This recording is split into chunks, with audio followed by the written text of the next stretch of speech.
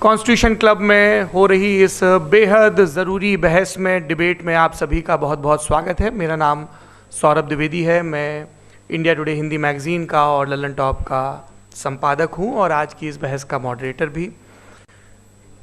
इससे पहले कि ये बहस, जिसका शीर्षक, जिसका टॉपिक है डज गॉड एग्जिस्ट, ये शुरू हो दो विद्वानों के बीच जिनके नाम हैं श्री जावेद अख्तर और श्री मुफ्ती शमाइल नदवी जी, मैं कुछ बुनियादी चीज़ें आप लोगों को बता दूं ताकि ये बहस व्यवस्थित ढंग से चले, वैसे नहीं जैसी बहसों को देखने के हम इन दिनों आदी हो गए हैं। पढ़ी लिखी अकादमिक बहस। इस बहस का प्रारूप कैसा होगा, इसका स्ट्रक्चर कैसा होगा, पहले मैं आपको ये बता देता हूँ। सबसे पहले नौजवान विद्वान मुफ्ती शमाइल नदवी जी 10 मिनट अपनी दलीलें आप लोगों के सामने रखेंगे। उसके बाद जावेद अख्तर साहब 10 मिनट अपनी बात रखेंगे। उसके बाद जिसको हम अंग्रेज़ी में रिबटल कहते हैं, एक जवाबी दौर रहेगा कि आपने जो कहा मैं उससे मुतमईन हूँ कि नहीं हूँ, और हमने जो कहा। इसके बाद बहस का राउंड 2 शुरू होगा। दोनों विद्वानों को फिर से 7-7 मिनट का वक्त मिलेगा और इसके बाद रिबटल राउंड 2 होगा 5-5 मिनट का। इसके बाद एक दूसरे से सवाल जवाब होंगे। इसके लिए हमने लगभग 16 मिनट का वक्त तय किया है। अब ये सवालों की प्रकृति पर निर्भर करता है कि कितने सवाल होंगे, इसीलिए हमने वक्त की पाबंदी रखी है। और इसके बाद आखिरी में 5-5 मिनट का वक्त दोनों विद्वानों को एक बार फिर से दिया जाएगा अपने क्लोजिंग आर्ग्यूमेंट के लिए। और उसके बाद जो इस बहस के लिए सबसे ज़रूरी चीज़ है कि आप और हम और इंटरनेट पर देख रहे लाखों करोड़ों लोग, उनके सवाल जवाब होंगे। तो आप लोग जो यहाँ मौजूद हैं, आपके हम कुछ सवाल लेने की कोशिश करेंगे। 30 मिनट का वक्त हमने उसके लिए तय कर रखा है। इस तरह से ये 2 घंटे की बहस पूरी होगी। 2-3 बुनियादी बातें हैं जिनका हमें ध्यान रखना है। किसी भी किस्म की नारेबाजी में हमें शरीक नहीं होना है। ये हल्ला गुल्ला नहीं है, क्योंकि पूरी दुनिया देख रही है, तो एक नज़ीर कायम करनी है, एक उदाहरण लोगों के सामने रखना है कि पढ़े लिखे लोग इत्तेफाकी और नाइत्तेफाकी रखते हुए भी, एक दूसरे से सहमति और असहमति रखते हुए भी बात कह सकते हैं। यहाँ पर मेरे JNU के प्रोफेसर बैठे हैं, पुरुषोत्तम अग्रवाल जी, जिन्होंने हमें क्लास में सिखाया है कि सहमति का साहस और असहमति का विवेक, और इसका ठीक उलट भी, ये बड़ा ज़रूरी है। दूसरी बात, ये किसी एक धर्म के बारे में बहस नहीं है, ये बात सबको स्पष्ट होनी चाहिए। किसी धर्म को महान बताने या किसी धर्म को कमतर बताने की ये बहस नहीं है। तो यदि कोई इस उम्मीद से देख रहा है या यहाँ आया है, तो मैं आपको आश्वस्त करना चाहता हूँ कि आपको नाउम्मीदी हाथ लगेगी। इस बहस में बहुत ज़्यादा धार्मिक प्रतीकों के इस्तेमाल को लेकर भी ये दोनों लोग जो अभी आपको गंभीर दिख रहे हैं, भले लोग हैं, कल शाम को चाय पर मिले थे, बहुत हंसी मजाक भी इनके बीच हुआ था और गलबैयाँ डालते हुए एक तस्वीर भी हुई थी। ये इस बात का प्रमाण है कि इंटरनेट पर जो हल्ला मचा हुआ है उसके मुकाबले ये दोनों लोग बहुत ही अच्छे शांत ढंग से बहस के लिए राज़ी हो गए हैं। ट्विटर की बातें ट्विटर तक सीमित, एलन मस्क आजकल उसको एक्स कहते हैं। और अब इस बहस की शुरुआत मैं इन विद्वानों का, हालांकि इनको परिचय की ज़रूरत नहीं, पर हो सकता है, हमें पत्रकारिता में सिखाया जाता है कि नेवर अज्यूम, विज्ञान भी यही कहता है। मुफ्ती शमाइल नदवी साहब इस्लामिक विद्वान शिक्षाविद हैं, कोलकाता के वाहियान फाउंडेशन के संस्थापक हैं, लखनऊ की प्रतिष्ठित दारुल उलूम नदवतुल उलमा से ग्रेजुएशन किया है, सोशल मीडिया और सार्वजनिक मंचों पर अध्यापन और बौद्धिक कामों में सक्रिय हैं और इस समय इंटरनेशनल इस्लामिक यूनिवर्सिटी मलेशिया से PhD कर रहे हैं। अच्छी बात यह है कि पढ़ाई के साथ साथ ट्रैवल ब्लॉग भी बनाते हैं। पेट्रोनस टावर के सामने का ब्लॉग हमने देखा। हमारे साथ जावेद अख्तर साहब हैं। जावेद अख्तर साहब कवि हैं, शायर हैं, गद्य भी लिखते हैं, फिल्मों के लिए संवाद लिखे हैं, गीत लिखे हैं। इससे इतर ये वैज्ञानिक सोच को लेकर या अपने डिक्लेयर्ड एथिज्म को लेकर भी मुखर रहते हैं और अपने तहीं रैशनैलिटी की बात करते हैं। देवियों और सज्जनों, डज गॉड एग्जिस्ट? इस सवाल का जवाब सब अपने अपने तहीं खोजने की कोशिश कर रहे हैं।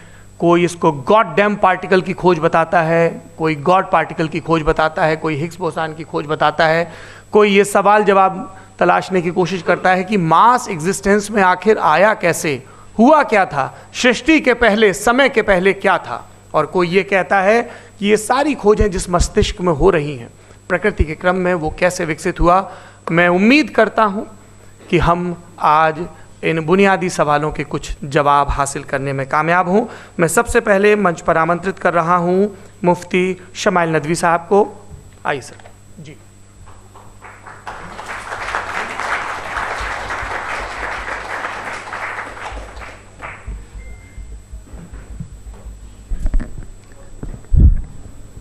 एक आखिरी गुजारिश, आप बोलना शुरू करें। आप लोग प्लीज अपने फोन फ्लाइट मोड पे या साइलेंट मोड पे रखें। एक बार चेक कर लें, कई बार बेध्यानी हो जाती है।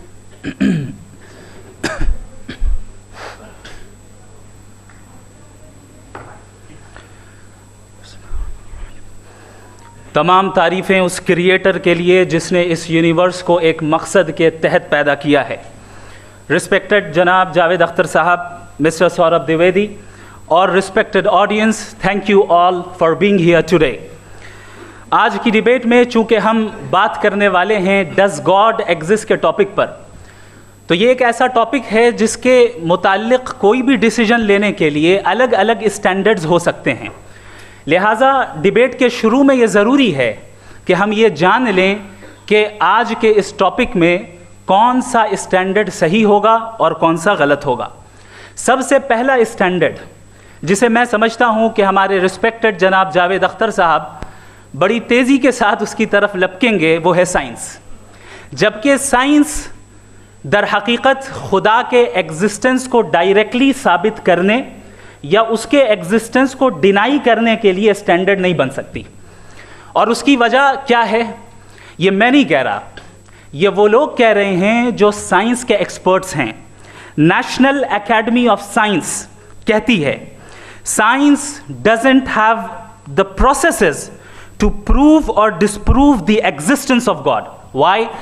क्योंकि साइंस का ताल्लुक एम्पेरिकल एविडेंस से है और एम्पेरिकल एविडेंसेस का ताल्लुक हमारे नेचुरल और फिजिकल वर्ल्ड से है, जबकि गॉड नॉन फिजिकल और सुपर नेचुरल रियलिटी है। लिहाजा नॉन फिजिकल रियलिटी को आप उस टूल के साथ नहीं चेक कर सकते जिसका काम फिजिकल रियलिटी को तलाश करना है। लिहाजा आज इस डिबेट में गॉड की एग्जिस्टेंस को साबित करने या उसे डिनाई करने में साइंटिफिक एविडेंस को एक्सेप्ट नहीं किया जाएगा। दूसरा स्टैंडर्ड हो सकता है रेविलेशन, कि रेविलेशन के जरिए हम ये साबित करें कि गॉड एग्जिस्ट करता है या नहीं। लेकिन ये स्टैंडर्ड भी आज इररेलेवेंट है। क्यों? क्योंकि रेविलेशन मेरे नज़दीक सोर्स ऑफ नॉलेज है, वैलिड सोर्स ऑफ नॉलेज है, लेकिन हमारे जावेद अख्तर साहब के नज़दीक ये वैलिड सोर्स ऑफ नॉलेज नहीं है। लिहाजा आज की डिबेट में मैं एक भी एविडेंस किसी भी मजहबी स्क्रिप्चर से नहीं दूंगा ताकि जावेद अख्तर साहब के लिए वो अनएक्सेप्टेबल ना हो। तीसरा जो मेयार हो सकता है वो है ऑब्जर्वेशन, कि भाई कोई कहे कि हमें खुदा दिखाओ, अगर है तो दिखाओ, या ये कि खुदा के एग्जिस्टेंस पर एम्पेरिकल एविडेंस दो, तो ये है दर हकीकत गलत टूल का इस्तेमाल करना। ये ऐसा ही है कि जावेद साहब मुझसे ये मुतालबा करें कि मुफ्ती साहब आप मेटल डिटेक्टर के ज़रिए प्लास्टिक डिटेक्ट करके दिखाएं। अब चूंकि प्लास्टिक डिटेक्ट नहीं हो पा रही है लिहाजा plastic does not exist. No, you are using the wrong tool. इस टूल से प्लास्टिक को डिटेक्ट नहीं किया जाता। लिहाजा मैं समझता हूं कि गॉड के एग्जिस्टेंस पर एम्पेरिकल एविडेंस का मुतालबा करना एक बचकाना मुतालबा है, और हमारे रिस्पेक्टेड जनाब जावेद अख्तर साहब इस स्टेज से अब बहुत आगे निकल चुके हैं। अब बचता है एक ही स्टैंडर्ड, और वो स्टैंडर्ड है अक्ल, लॉजिक, रीजनिंग। और यही वो स्टैंडर्ड है जिसके तहत गॉड के एग्जिस्टेंस को साबित किया जाएगा या गॉड की एग्जिस्टेंस को डिनाई किया जाएगा।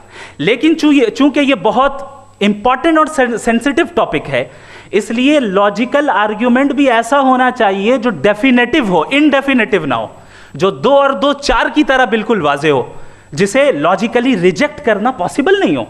फॉर एग्जाम्पल हम कहें हमारे रिस्पेक्टेड मिस्टर सौरभ साहब, ये एक इंसान है और तमाम इंसान कॉन्शियस बीइंग है, लिहाजा नतीजा क्या निकला, हमारे सौरभ साहब भी कॉन्शियस बीइंग है।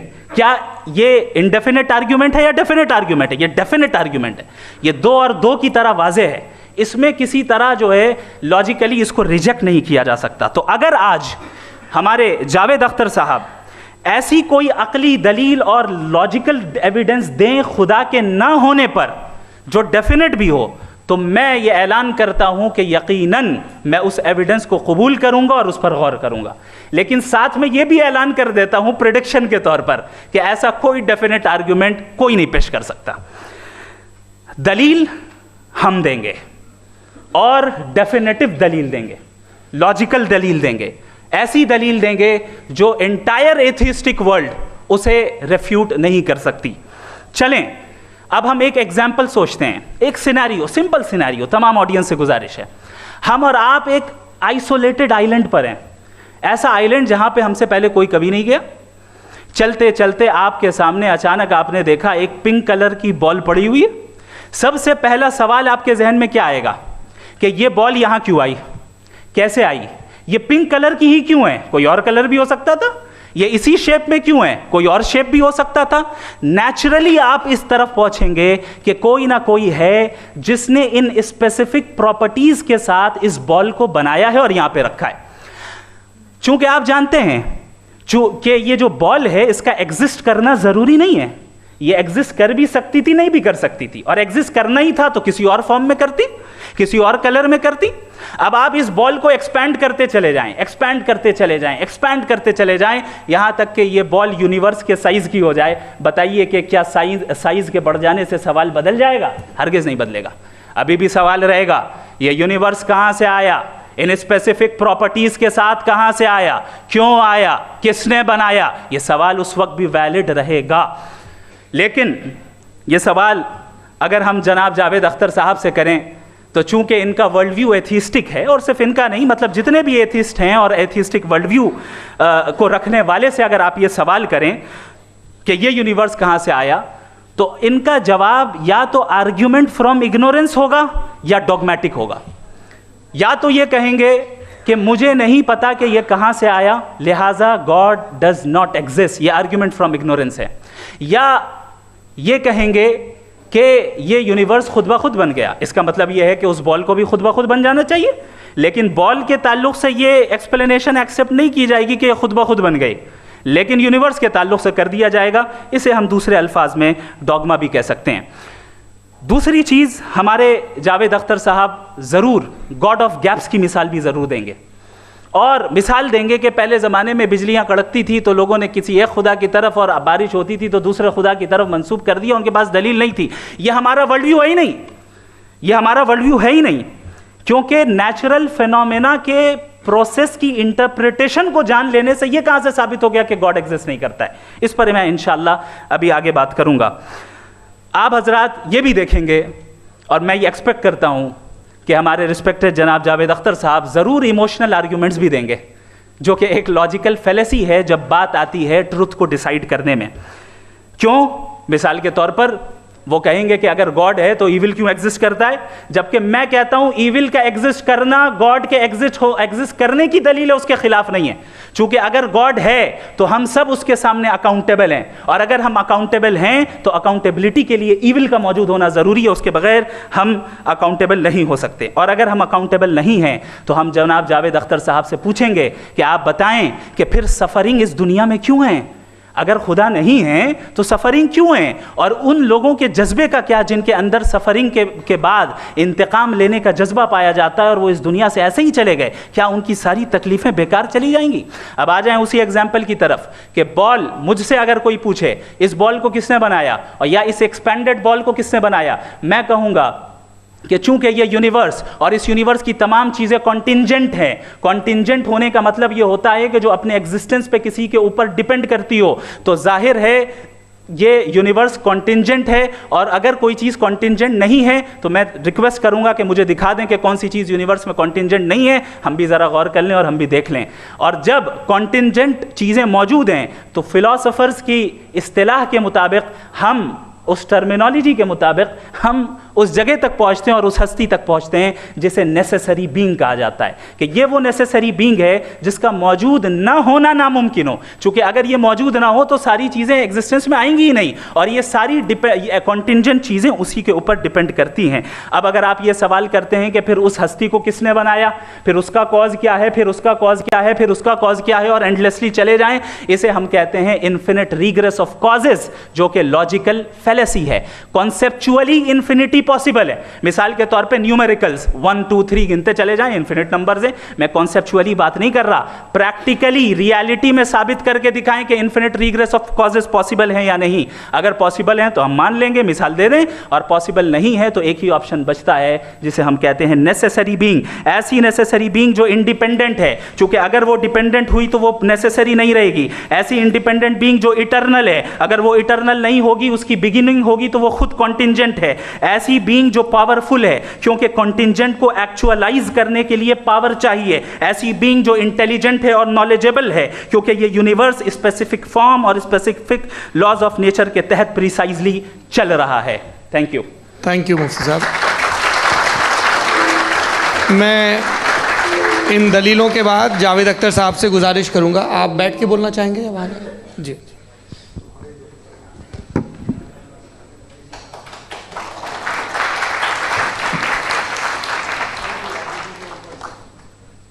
पहले तो मैं मुफ्ती साहब को एक अच्छी खबर देना चाहूँगा कि मेरी नॉलेज साइंस के बारे में बड़ी मामूली है, तो आप फिक्र ना करें उसकी, लेकिन कुछ कॉमन सेंस है मुझ में। देखिए, ये खुदा का तस्वुर कोई नया तस्वुर नहीं है, ये सदियों से रहा है।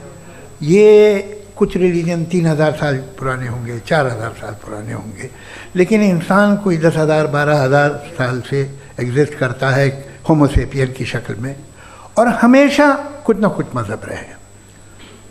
ये मज़हब जाहिलों के नहीं थे, ये मज़हब एक ऐसी ग्रीक सोसाइटी के थे जहाँ बड़े बड़े फिलोसफर्स पैदा हुए। ये मज़हब इजिप्शियंस के थे जिन्होंने पिरामिड्स बनाए थे। ये रोमन्स के थे कि जिनका आर्किटेक्चर और सेनेट यानी पहली बुनियाद डेमोक्रेसी की लिमिटेड थी, मगर डेमोक्रेसी थी, ये उन लोगों ने किए थे। तो इनका जो जुपिटर था, रा था, ज़्यूस था, उन्हें उस पर इतना ही एतमाद था जितना आज किसी मजहबी आदमी को अपने खुदा पे होगा। क्रिश्चियनिटी आने से पहले यूरोप में एक मज़हब था, जर्मेनिक रिलीजन। उसका एक खुदा था, उसकी एक बीवी थी, उसके 2 बेटे थे, एक बेटी थी। फिर जर्मनी में जब यूरोप में क्रिश्चियनिटी आई तो वो खुदा, उसकी बीवी और पूरे ख़ानदान चला गया। तो हमने, अगर हम हिस्ट्री देखें तो खुदा जो हैं वो ज़्यादातर फ़ानी है, वो हमेशा रहे नहीं। और वो जो लोग इन्हें मानते थे उनको आप कहें वो तो जाहिल थे, उन्हें तो कुछ पता ही नहीं था, ऐसा नहीं है। वो अपने वक्त में बड़े काबिल लोग थे और अपने वक्त में उन्होंने बड़े बड़े काम किए हैं, फिलोसफर्स थे, साइंटिस्ट थे। लेकिन उनका मज़हब कहाँ गया, उनके खुदा कहाँ गए? आज जो खुदा हैं दुनिया में लोग उन्हें मानते हैं। आपको क्या मालूम कि कितने बरसों के बाद क्या होने वाला है। हम यूरोप में देखते हैं तो चर्च खाली हैं। तो वक्त के साथ चीज़ें बदलती हैं। जहाँ तक इसका ताल्लुक़ है मज़हबों का, हर मज़हब आपसे एक चीज़ मांगता है, फेथ। ये फेथ क्या चीज़ होती है? What is the difference between faith and belief? ये तो बहुत ही अहमकाना बात होगी कि कोई आदमी कहे साहब अगर खुदा है तो मुझे दिखाइए। ये तो जाहिलाना बात हुई। मैंने तो नॉर्थ पोल नहीं देखा है, मगर मैं मानता हूँ कि नॉर्थ पोल है। मैं क्यों मानता हूँ? इसलिए कि अगर ये दुनिया राउंड है तो उसका कोई टॉप होगा। कुछ लोग हैं जो वहाँ गए भी हैं, कॉमन सेंस कहता है कि ऐसा होगा, सबूत है, गवाह है, रीज़न है। तो ये मेरा फेथ नहीं है। तो फेथ में और बिलीफ में डिफरेंस क्या है? जो मज़हब मांगता है आपसे, हर मज़हब फेथ मांगता है। फेथ का मतलब ये है कि ना कोई गवाह हो, ना कोई सबूत हो, ना कोई रैशनल हो, ना कोई लॉजिक हो, ना कोई प्रूफ हो, मगर तुम एक बात को मानो। ये है फेथ। वरना बिलीफ होता। अगर इसमें कुछ भी सबूत होते, गवाह होते, तो फिर इसे आप बिलीफ कहते हैं। जैसे मेरा बिलीफ है कि नॉर्थ पोल है, मेरा फेथ थोड़ी है। फेथ इन तमाम शर्तों को रद्द करता है। तो फिर स्टुपिडिटी क्या है? अगर मैं एक बात ऐसी मानूं जिसकी ना कोई लॉजिक है, ना कोई रैशनल है, ना कोई प्रूफ है, ना कोई गवाह है, ना कोई सबूत है, और मैं उसे मानूं, तो ये स्टुपिडिटी हुई। इसे ही भाई कल को मैं यकीन कर लूँ कि एलॉन मस्क जो है मेरा भाई है, तो मुझे इंतहाई खुशी होगी, सुकून भी बहुत मिलेगा मुझे। लेकिन और कहे भाई क्यों मानते हो, क्या सबूत है? भाई वो तो अमेरिकन है और तुम तो इंडियन हो, वो तो नस्ल अलग है, तुम्हें कभी मिले भी नहीं। साहब देखिए मेरा फेथ है, इस पर बात न किया। फेथ का मतलब ही यह है कि आप प्रूव नहीं कर सकते। अगर आप प्रूव कर सकते हो तो फेथ की ज़रूरत ही नहीं, फिर तो आप बात करेंगे, आप कितनी बहस कर लीजिए। अल्टीमेटली दुनिया का हर मज़हब फेथ पे टिका है, और फेथ का मतलब है एक ऐसा यकीन जिसका कोई सबूत, कोई गवाह, कोई रैशनल नहीं। अब आप ये कहें, क्या आप ये क्यों कह रहे हैं कि साहब ये कायनात किसने बनाई? कमाल ये है कि आपने बताया कि एक आइलैंड पे गए और एक बॉल देखी। आपने ये नहीं कहा कि आइलैंड किसने बनाया, आपको सिर्फ बॉल पे हैरत हुई। हमने आइलैंड पे हमने हैरत नहीं की, होते हैं आइलैंड। इसी तरह ये आइलैंड है, सितारे, ये गैलेक्सीज, ये सब आइलैंड हैं, खला में। हम उन्हें टेकन फॉर ग्रांटेड लेते हैं, हम पूछते नहीं किसने बनाए। आपने जजीरे के बारे में भी नहीं पूछा है। मेरी पैदाइश कैसे हुई? क्या मैं प्लान्ड पैदा हुआ था? I was plan to be born, या एक लकी स्पर्म था जो किसी एग से चिपक गया? मेरी पैदाइश रैंडम। और इंसाफ जिसे आप कहते हैं, इंसाफ का तो नेचर से कोई वास्ता ही नहीं है। जो आप कहते हैं कि एक दिन इंसाफ मिलेगा, इंसाफ is a human concept. Nature में कोई इंसाफ नहीं। अगर शेर हिरन को खा जाता है तो उसे कोई सजा नहीं मिलती। अगर एक आंधी आती है और हरे भरे पेड़ों को उखाड़ के फेंक देती है तो आंधियों की जेल नहीं होती है। नेचर में इंसाफ नहीं, इसलिए मुझे नेचर को इंसाफ की ज़रूरत भी नहीं। नेचर तमाम एक है। अब हम कहें कि साहब ये देखिए जो मैंने खाना खाया था, ये मेरी आंतों ने यूँ कर दिया उसे, तो इसे सज़ा मिलनी नहीं। वो सिस्टम है, ऐसे ही चल रहा है। नेचर बग़ैर इंसाफ के है। इंसाफ इज़ अ ह्यूमन कॉन्सेप्ट। तो जो आपसे कहता है कि मैं तुम्हें इंसाफ दूंगा, वो इंसानी जहन की पैदावार है। ये नेचुरल है ही नहीं, ये आसमानी है ही नहीं। नेचर का तस्वुर, इंसाफ का तस्वुर। भाई आप साथ मिलते हैं, अब आप लेफ्ट हैंड ड्राइव कर लें, ये क्या है? तमाम सच, तमाम नेकी, तमाम शराफत लेफ्ट हैंड ड्राइव है। वरना क्या होगा, या तो आप क्रॉस कर देंगे, आपका एक्सीडेंट हो जाएगा, या आप किसी को मार देंगे, या ट्रैफिक जैम हो जाएगा। झूठ, बेईमानी, रिश्वतखोरी, ये तमाम जो है driving on the wrong side, इसके ऊपर कुछ नहीं। ये तो हमने बनाया, जैसे हमने लेफ्ट हैंड ड्राइव बनाई है। ये कॉन्सेप्ट ऑफ इंसाफ जो है ये हमारा है, इसका नेचर से कोई वास्ता नहीं। शेर खा जाता है हिरन को, उसे जेल होती है क्या? कुछ भी नहीं, है ही नहीं। तो ये जो दुनिया के रिलीजन प्रॉमिस करते हैं आपसे इंसाफ, इसी से मालूम होता है कि मैन मेड है। ये तसव्वुर कहीं और का है ही नहीं। जो नेचर है, कुछ लोग कहते हैं नेचर ही खुदा है, तो नेचर में तो इंसाफ नहीं कहीं। और आप वादा कर रहे हैं कि तुम्हें मरने के बाद इंसाफ मिलेगा। मुझे अगर मिलेगा तो मैं बहुत खुश होऊंगा, लेकिन मैं यकीन नहीं कर पाता हूँ, इसलिए कि मैं फेथ नहीं पैदा कर सकता। The very fact that religions demand faith, इसका मतलब है कि उनके पास जस्टिफिकेशन नहीं है। अच्छा साहब, फिर रिलीजन अगर मॉडरेशन में है, कोई सा भी रिलीजन, वो आप में कुछ खूबियाँ भी पैदा करता होगा। देखिए उससे ये फ़ायदा है, वो फ़ायदा है। अल्कोहल जो है वो ज़्यादातर दवाओं में यूज़ होती है, और एक सर्वे किया गया था अमेरिका में कि लॉन्जिटिविटी किन लोगों की है। तो एक तरफ वो लोग थे जो शराब पीते ही नहीं थे, और एक तरफ वो थे जो एक बोतल शराब रोज़ पीते थे। सबसे ज़्यादा लंबी उम्र उनकी है जो 2 पैग नाप के शराब पीते और खाना खाते हैं। मगर हम शराब को बुरा समझते हैं, मैं भी बुरा समझता हूँ। क्यों? ऐसा होता नहीं। कुछ चीज़ों में आदत होती है कि वो बढ़ती है। आज तक में एक आदमी दूध पीता है, आप 10 साल बाद भी मिलेंगे तो एक ही गिलास पीता होगा। ऐसा नहीं होता, सुबह से दूध पीता रहता है। मिल्कोहलिक मैंने नहीं देखे, अल्कोहलिक होते हैं।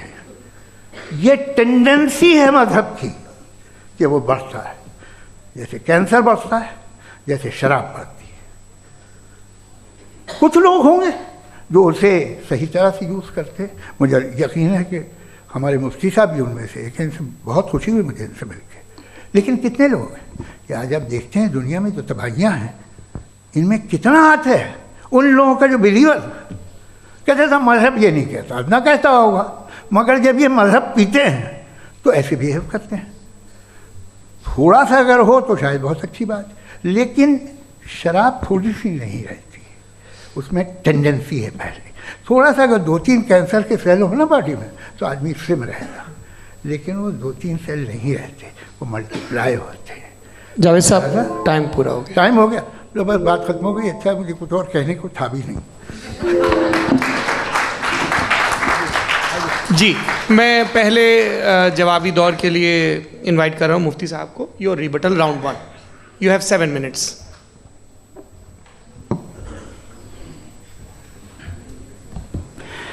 Thank you very much Javed साहब। आपकी बात को सुनकर बड़े महजूज हुए हम लोग। महजूज, do you understand? We enjoyed. Okay, अब थोड़ा सा लॉजिकली उसको हम लोग देखते हैं। दरअसल हम लोगों ने कल गुजारिश की थी मुफ्ती साहब से भी, जावेद साहब से भी, कि हिंदुस्तानी ज़बान आम फहम सबको समझ में आ जाए, और जहाँ कहीं आप मुश्किल शब्द इस्तेमाल करें वहाँ बताते भी चलें। Thank you. तो सबसे पहले हमारे रिस्पेक्टेड जावेद साहब ने हवाला दिया कि खुदा फ़ानी है। कितने मज़हब आगे चले गए, किसी ने जुपिटर को खुदा माना, किसी ने किसी को माना। मैं कहता हूँ जिसने कॉन्टिंजेंट चीज़ को खुदा माना, गलत माना, वो खुदा ही नहीं, वो खुदा ही नहीं है। हम तो नेसेसरी बीइंग को साबित करने बैठे हैं, वो नेसेसरी कॉज जो इटरनल है, जो अबदी भी है और अजली भी है। हम किसी और को साबित करने नहीं बैठे। दूसरी चीज़, उन्होंने कहा कि फेथ एंड बिलीफ, ये एक ऐसी डेफिनेशन है फेथ की जो इन्होंने पहली मर्तबा पेश की है, या माफ़ कीजिएगा, इन्होंने पहली मर्तबा पेश नहीं की है, रिचर्ड डॉकिंस ने पहली मर्तबा पेश की है। मुझे मालूम है ये सोर्स कहाँ से है। एपिस्टेमोलॉजिकली फेथ और बिलीफ का फ़र्क आप इस तरह नहीं कर सकते सर। फेथ सही भी होता है, गलत भी होता है, बिलीफ सही भी होता है, गलत भी होता है। जो लॉजिक, रीजन और एविडेंस से बैक्ड होगा वो फेथ सही होगा। और आप जिस फेथ की बात कर रहे हैं कि इलॉजिकल है और उसके पीछे नहीं है, तो we are on the same page. हम नहीं मानते उस फेथ को, जो फेथ ऐसा हो जिसके पीछे कोई लॉजिक ना हो, एविडेंस ना हो, हम नहीं मानते। हम तो उस फेथ के कायल हैं जिसके पीछे लॉजिक हो और एविडेंस हो। तो बिलीफ सही भी होता है, गलत भी होता है, फेथ भी सही होता है और गलत भी होता है। तो आज फेथ और बिलीफ के डिफरेंस पे बात नहीं हो रही है। आज आप चाहे फेथ एक्सेप्ट कर लें या बिलीफ एक्सेप्ट कर लें, आज ये बात होगी कि ट्रूथ क्या है, चाहे ट्रू बिलीफ सही है या ट्रू फेथ सही है, और फॉल्स फेथ क्या है और फॉल्स बिलीफ क्या है, बात इस पे हो रही है। दूसरी चीज इन्होंने पूछा, स्टुपिडिटी फिर क्या है? अगर फेथ रिलीजन स्टुपिडिटी नहीं है तो और क्या है? चूंकि फेथ का मुतालबा करते हैं तो स्टुपिडिटी क्या है? मैं कहता हूं स्टुपिडिटी एथिज्म है। उसकी वजह यह है कि आप एक सड़क पे जा रहे हो और आप किसी गार्डन में जाएं और देखें वहां लिखा है फूलों के साथ, I love Javed Akhtar and I really do, I love you sir. तो जब आप वहां पर पहुंचे तो वहां पहुंचकर अब ये बताएं, क्या आप ये कहेंगे वाह व्हाट अ नेचुरल सिलेक्शन? ये क्या नेचुरल सिलेक्शन है? नहीं, ये प्रिसाइजली डिजाइंड है, इसके पीछे डिजाइनर है। लिहाजा अगर कोई एक ऐसी कॉमन सेंस की बात को कबूल नहीं कर रहा है कि यूनिवर्स जो इतने प्रिसाइजली काम कर रहा है, हम कहते हैं कि खुद ब खुद बन गई, मैं समझता हूं इससे बड़ी स्टुपिडिटी और कुछ नहीं है। ये इर्रेशनल चीज है। फिर हमारे सर ने कहा कि आपने बॉल पे फोकस किया, आइलैंड पे फोकस नहीं किया। अरे आइलैंड को किसने बनाया, यही समझाने के लिए तो बॉल की मिसाल दे रहा हूं। और बॉल भी कॉन्टिंजेंट है, आइलैंड भी कॉन्टिंजेंट है, दोनों नेसेसरी बीइंग का मुतालबा करते हैं। आगे इन्होंने कहा कि नेचर में कोई इंसाफ नहीं है। हम डिसाइड करते हैं कि मोरालिटी क्या होती है, इंसाफ क्या होता है। हम डिसाइड करते हैं, जैसे ड्राइविंग सीट में ट्रैफिक वाला, ये तो किसी खुदा ने नहीं कहा, ये है, इसे कहते हैं फॉल्स इक्विवेलेंस। ये एक लॉजिकल फेलेसी है। आपने जो है मिसाल दी ड्राइविंग की और ट्रैफिक की, ये सब्जेक्टिव मोरालिटी है। आप सब्जेक्टिव मोरालिटी को मिसाल बनाकर ऑब्जेक्टिव मोरालिटी के ऊपर नहीं थोप सकते। इंसाफ की ऑब्जेक्टिव मोरालिटी। अगर आप ये कहते हैं कि नेचर में इंसाफ नहीं है तो इंसाफ का न होना ये नेचुरल हुआ, तो फिर नेचर को नेचर रहने दे, क्यों हम इतना स्ट्राइव कर रहे हैं दुनिया में इंसाफ लाने के लिए? ये तो इलॉजिकल बात है, इर्रेशनल बात है। इसलिए बहुत सी चीजें ऐसी हैं जो ऑब्जेक्टिवली जो है इविल या गुड हैं, और बहुत सी चीजें ऐसी हैं जो सब्जेक्टिवली हैं। सब्जेक्टिवली जो मोरल होता है या इमोरल होता है उसको हम सोशल कंसेंसस से या पर्सनल प्रेफरेंस से डिसाइड करते हैं। लेकिन जो ऑब्जेक्टिव मोरालिटी है, जिसमें इंसाफ आया, जो इन्होंने बार बार रिपीट किया, ये ऑब्जेक्टिव है, सब्जेक्टिव नहीं है। अगर आप कहते हैं ये सब्जेक्टिव है तो मेरा सवाल आपसे ये है, क्या सोशल कंसेंसस के जरिए अगर जुल्म को सही करार दे दिया जाएगा तो आप जुल्म को जस्टिफाई करेंगे? दूसरी चीज इन्होंने ये कहा कि 2 पैक शराब पी लें तो वो उतने पे नहीं रहता, बढ़ जाता है। यही मामला मजहब के साथ है। 2 पैक आप पी लें बढ़ेगा। तो ये एक ऐसी मिसाल है, इसको कहीं भी फिट कर लें कि आप एथिज्म पे जब फिट करें, जब आप 2 पैक एथिज्म का लेंगे ना तो वो बढ़ बढ़ के नॉर्थ कोरिया बनेगा। Thank you.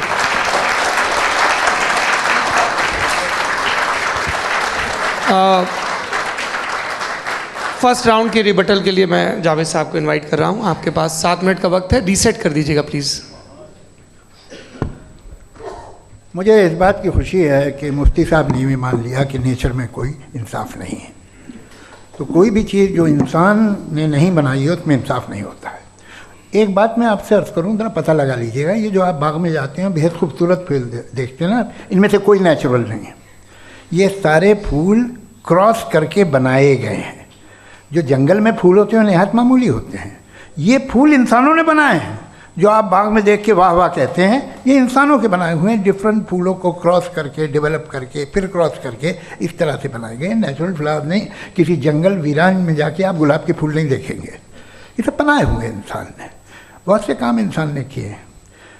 बाकी है कि आपने मेरी एक बात का जवाब नहीं दिया, जिससे मुझे शिकायत है कि फेथ क्या है और आप फेथ मांगते क्यों हैं मुझसे?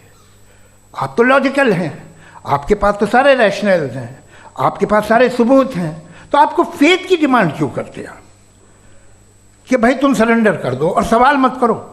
कोई मजहब सारे सवाल करने की इजाज़त नहीं देता है और मना करता है कि ज़्यादा सवाल ना करो, बहक जाओगे तुम।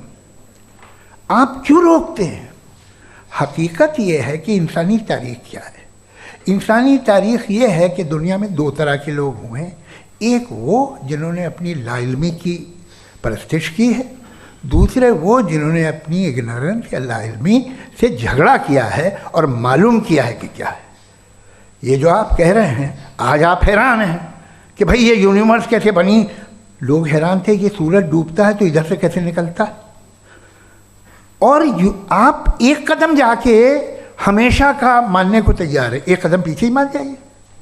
भाई आप इसके बाद जाते हो, कहते सवाल ना करना कि ये कहाँ से आया, ये पावर तो हमेशा से हमेशा रहेगी।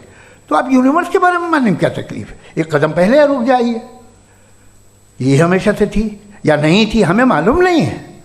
और ये कहना कि हमें मालूम नहीं है, कमाल ये है कि दुनिया के सारे मज़हब सब जानते हैं ये दुनिया कैसे बनी थी, कैसे मिटेगी, मरने के बाद क्या होगा, इनको सब इल्म है।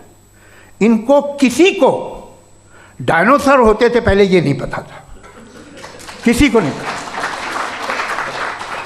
किसी भी दुनिया की मजहबी किताब में डायनासोर का जिक्र नहीं है। लेकिन बाकी सब बातें, how to make universe in 4 easy lessons and बाकी सब पता है। जिसको सब पता है वो गड़बड़ है। हम में ये इनकिसार, ये ह्यूमिलिटी होनी चाहिए कि हम ये कहें कि हमें ये बहुत सारी बातें नहीं मालूम, लेकिन हम उनकी परस्तिश ना करें, अपनी लाइल्मी को की परस्तिश ना करें, हम उसे पता लगाने की कोशिश करें। जिस दुनिया में आप बैठे हैं सर, ये हॉल जो है, ये इलेक्ट्रिसिटी जो है, ये माइक जो है, जिस हवाई जहाज से आप आए थे, वो जिस कार से आप यहाँ आए हैं, ये सब उन लोगों की बनाई हुई है जिन्होंने सवाल किए थे।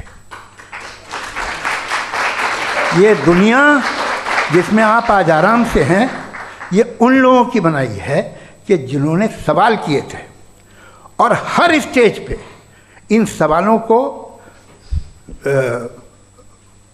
मकरूह कहा गया था, गलत कहा गया था। आप ज़रा तारीख़ पढ़िए, एक बड़ी दिलचस्प किताब है बर्ट्रैंड रसेल की,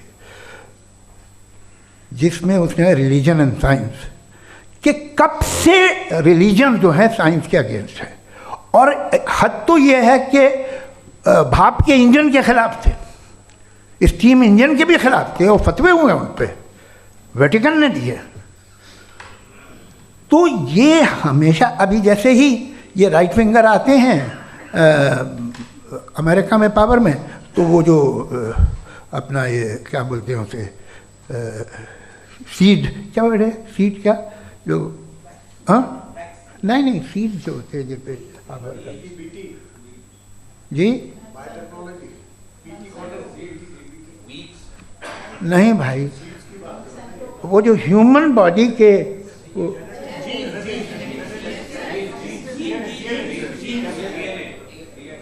उस पर रिसर्च बंद हो जाती है, रिपब्लिकन नहीं करने देते।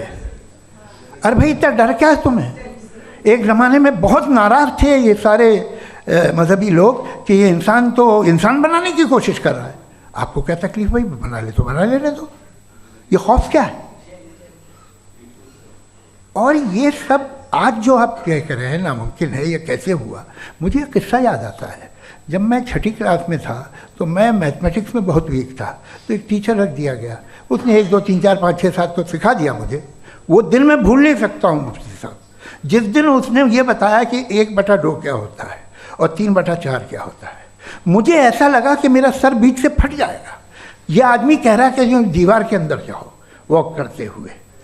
आज हंसता हूँ मैं इस बात पे। तो आज जो बातें आपके जहन से बिल्कुल परे हैं और आप हैरान होते हो उन्हें देख के, एक वक्त आएगा कि मामूली लगेंगे। और हुआ है, आपकी इंसानी तारीख़ ही है। इतनी जल्दी सारे फैसले आप मत कर लीजिए, थोड़ा ये ह्यूमिलिटी रखिए कि भाई ये हमें नहीं मालूम। ये कहने में क्या आ रहा है?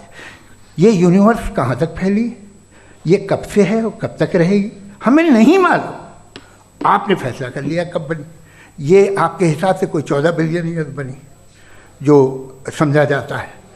उससे पहले हज़ारों करोड़ों अरबों साल तक खुदा बैठा क्या कर रहा था? खामोश बैठा था, ऐसे ही जमाइयाँ ले रहा था। फिर उसे आइडिया है, यार एक काम करते, वक्त अच्छा गुजर जाएगा, यूनिवर्स बनाते। सोचिए, वो तो हमेशा से है ना, मगर यूनिवर्स हमेशा से नहीं है, ये तो बनाई गई है। और उससे पहले क्या था, इनका क्या काम था?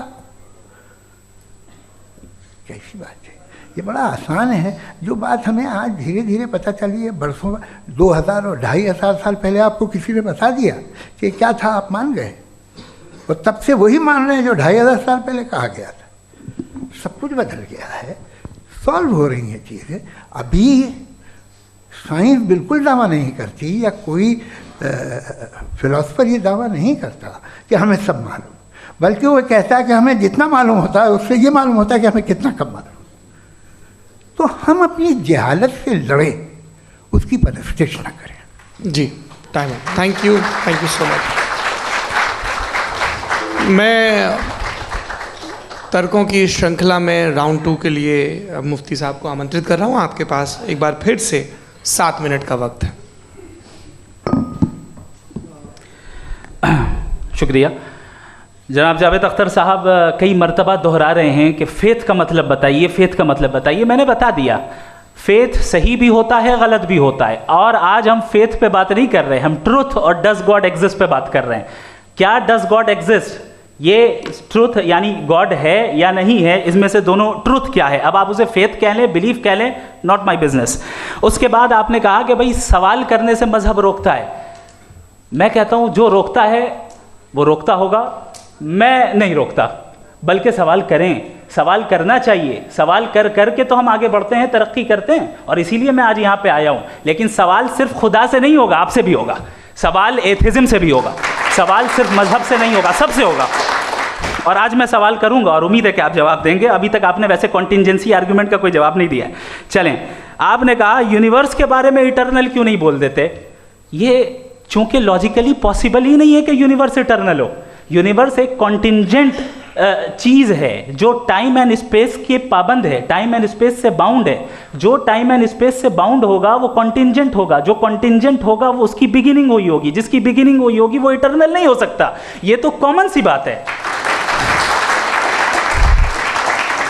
आपने कहा कि किसी मजहबी किताब में डायनासोर का जिक्र नहीं है। अफसोस कि आज तक किसी मैथमेटिक्स की किताब में मुझे डायनासोर का जिक्र नहीं मिला। तो इसका मतलब मैथमेटिक्स की किताब बेकार है? नहीं, उसका वो टॉपिक नहीं है। रेवलेशन का और मजहबी किताबों का टॉपिक ये नहीं है कि आपको आके बताए साइकिल कैसे बनाते हैं, या आकर ये बताएं कि जो है डायनासोर कब था। वो तो मोरालिटी सिखाने आया है, गॉड के बारे में बताने आया, नॉन फिजिकल रियलिटी की हकीकत को सिखाने के लिए आया। रिलीजियन साइंस को रोकता है? नहीं रोकता। अगर रोकता है तो गलत करता है। रिलीजियन साइंटिज्म को रोकता है, जिसमें हमारे जावेद साहब मुख्तल हैं। साइंस और साइंटिज्म में फ़र्क है। साइंटिज्म यह है कि आप समझें कि साइंस और साइंटिफिक मेथोडोलॉजी ये नॉलेज को हासिल करने का वाहिद सोर्स ऑफ नॉलेज है। यह है साइंटिज्म। हम इसे रिजेक्ट करते हैं। हम साइंस को तो तरक्की करते हैं। भाई आप हमारी पूरी तारीख कर लें, पढ़ लें तो आपको पता चल जाएगा। बहरहाल ये अलग टॉपिक है। उसके बाद इन्होंने एक लफ्ज़ कहा, वेटिकन ने फतवा दिया। वेटिकन का फतवे से कोई ताल्लुक नहीं है, दोनों कॉन्ट्राडिक्टरी अल्फाज हैं। उसके बाद उन्होंने कहा कि भाई हमें नहीं मालूम। अगर नहीं मालूम तो क्लियरली कह देना कि नहीं मालूम है, इसमें क्या हर्ज है। तो वही तो मैं कह रहा हूं ना कि आप कह दें कि नहीं मालूम, लेकिन क्लेम क्यों कर रहे हैं कि गॉड एग्जिस्ट नहीं कर रहा है। आप कह दें नहीं मालूम है, हो सकता है हो सकता ना हो, लेकिन आप क्लेम कर रहे हैं। The moment you say God does not exist, this is a claim, and now the burden of proof is upon you too, जैसे हमारे ऊपर है। और क्यों है मैं बताता हूं, क्यों है ये भी मैं बताता हूं। फिलोसॉफिकली जो क्लेम होता है ना, सिर्फ ये नहीं होता कि इंसान कहे पॉजिटिव क्लेम करे और नेगेटिव क्लेम करे तो बर्डन ऑफ प्रूफ नहीं है। आप मिसाल के तौर पे मैं कहूं कि फुला उस कमरे में कोई नहीं है, मैंने एक नॉलेज का क्लेम किया है। उस कमरे में कोई नहीं है, मैंने एक नॉलेज का क्लेम किया। या तो मैं कहूं मुझे नहीं पता, हो भी सकता है नहीं भी हो सकता है, this is not a claim. लेकिन जब मैं कह रहा हूं कि वहां कोई नहीं है, या मैं कह रहा हूं वहां कोई है, दोनों क्लेम है और दोनों के ऊपर बर्डन ऑफ प्रूफ है। हमारे ऊपर भी बर्डन ऑफ प्रूफ है। मैंने कंटिंजेंसी आर्ग्यूमेंट दिया, इसे तोड़कर दिखाइए। आखिरी चीज, इन्होंने कहा कि खुदा दुनिया बनाने से पहले 150 साल पहले या करोड़ों साल पहले क्या कर रहा था। अरे हजरत, चलें बहरहाल मैं जवाब दे देता हूं। आप हमारे रिस्पेक्टेड पर्सनैलिटी हैं, अगर आप नहीं होते तो मैं इसे एंटरटेन ही नहीं करता। टाइम, ये 100 साल पहले या 100 साल बाद, पहले बाद में अभी, ये वो अल्फाज हैं जिनका ताल्लुक टाइम से है। टाइम शुरू ही हुआ है यूनिवर्स की बिगिनिंग के बाद, तो उसके पहले खुदा क्या कर रहा था? सवाल इलॉजिकल है, ये फेलेसी है। यानी आप ये कह रहे हैं कि यूनिवर्स के बनने से पहले खुदा क्या कर रहा था? टाइम के बनने से पहले, पहले का ताल्लुक टाइम से, टाइम उस वक्त था ही नहीं, तो ये सवाल ही इनवैलिड है खुदा के ताल्लुक से। दूसरी चीज, आर्ग्यूमेंट ऑफ कंटिंजेंसी जो मैंने आपके सामने पेश की है, आपने बार बार ये प्रूफ किया और ये कह रहे हैं कि गॉड ऑफ गैप्स। देखिए, पहले नहीं मालूम था, साइंस ने कर दिया। सिंपल की मिसाल से मैं समझा देता हूं। जिस गैप्स की आप बात कर रहे हैं ना, साइंस उन गैप्स को जिन चीज के जरिए भी प्रूव करेगा वो कॉन्टिंजेंट ही होगा, अब चाहे वो फोर्स हो, मैटर हो या एनर्जी हो। लिहाजा सवाल हमारा उस वक्त भी वैलिड होगा जब तक कि आप नेसेसरी बीइंग पे ना आ जाएं, और इन्फिनिट रिगरेस पॉसिबल नहीं है of causes in practical world, तो जाहिर है कहीं रुकना पड़ेगा, जहां रुकेंगे वही खुदा है। दूसरी चीज, आपने ये कहा, क्या कह रहा था मैं, किस पॉइंट को? What? Oh no, after that. Just now. हाँ, जहां रुकेंगे वही खुदा है। बहरहाल, तो टाइम का जिक्र हो गया, गॉड ऑफ गैप, सॉरी, या इसकी एक मिसाल आप ले लें। एक कार है, एक साहब ने देखा कि भाई कार जो है उसके व्हील्स कितने अच्छे लगे हुए हैं, सही जगह पे, स्टीयरिंग जो है कितने अच्छे जगह पे लगी हुई है, और सीट्स कितने वेल डिजाइंड है, कितनी प्रिसाइजली ये कार काम कर रही है, तो जरूर कोई ना कोई इसे क्रिएट किया है, किसी ने क्रिएट किया है। अब जावेद साहब आए और कह रहे जनाब बोनेट खोलिए, इसमें इंजन है, इंजन इस कार को चला रहा है, hence prove no one has created the car. This is illogical, this is irrational. आपने इंजन के जरिए उस गैप को तो साबित किया, लेकिन क्या उससे कार की जो क्रिएशन है और उसका जो क्रिएटर है ये इम्पॉसिबल हो जाए? ऐसा पॉसिबल है? उसका सवाल खत्म हो जाए, ऐसा पॉसिबल है? नहीं। आपने गैप्स को फिल करके, कॉन्टिंजेंट चीजों से गैप्स को फिल करके हमारे ऑब्जर्वेशन को और ब्रॉड कर दिया। अब हमें और पता चल गया कि ये जो कार है इसका सिस्टम कितना ज्यादा कॉम्प्लेक्स है। पहले कम समझते थे, अब कॉम्प्लेक्सिटी और ज्यादा वाजे हो गई। अब हमें समझ में आ रहा है कि हमारी सर्टेनिटी और बढ़ गई कि जरूर इस कार को किसी ना किसी ने बनाया। यही मामला यूनिवर्स का है। साइंस हमेशा फिजिकल वर्ल्ड की चीजों को ही फिल करती जाएगी और फिजिकल चीजों से ही करती जाएगी, चूंकि एम्पेरिकल एविडेंस का ताल्लुक फिजिकल वर्ल्ड से है। आप साइंस के जरिए मेटाफिजिकल रियलिटी को कभी साबित नहीं कर सकते। ये रॉन्ग टूल का इस्तेमाल करना है। ये वही काम है कि आप मेटल डिटेक्टर से प्लास्टिक डिटेक्टर करने चलें, जो कि जाहिर है सही नहीं है। Thank you.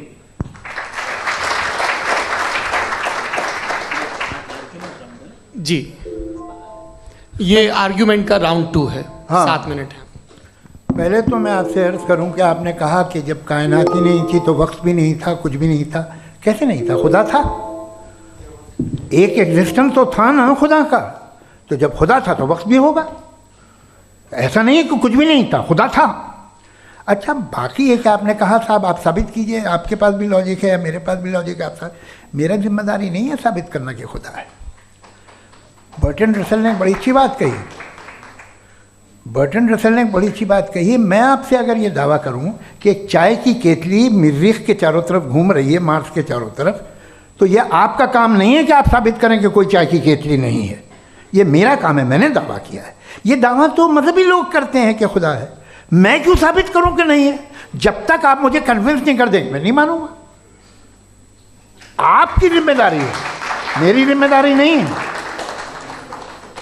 दोयम ये कि ये जो आप कह रहे हैं, जो गैप्स हैं, ये गैप जब जब किसी मज़हब को चैलेंज करते हैं, जब ऐसा कोई बात आती है तो हंगामा हो जाता है कि जब वो चैलेंज करें किसी फेथ को।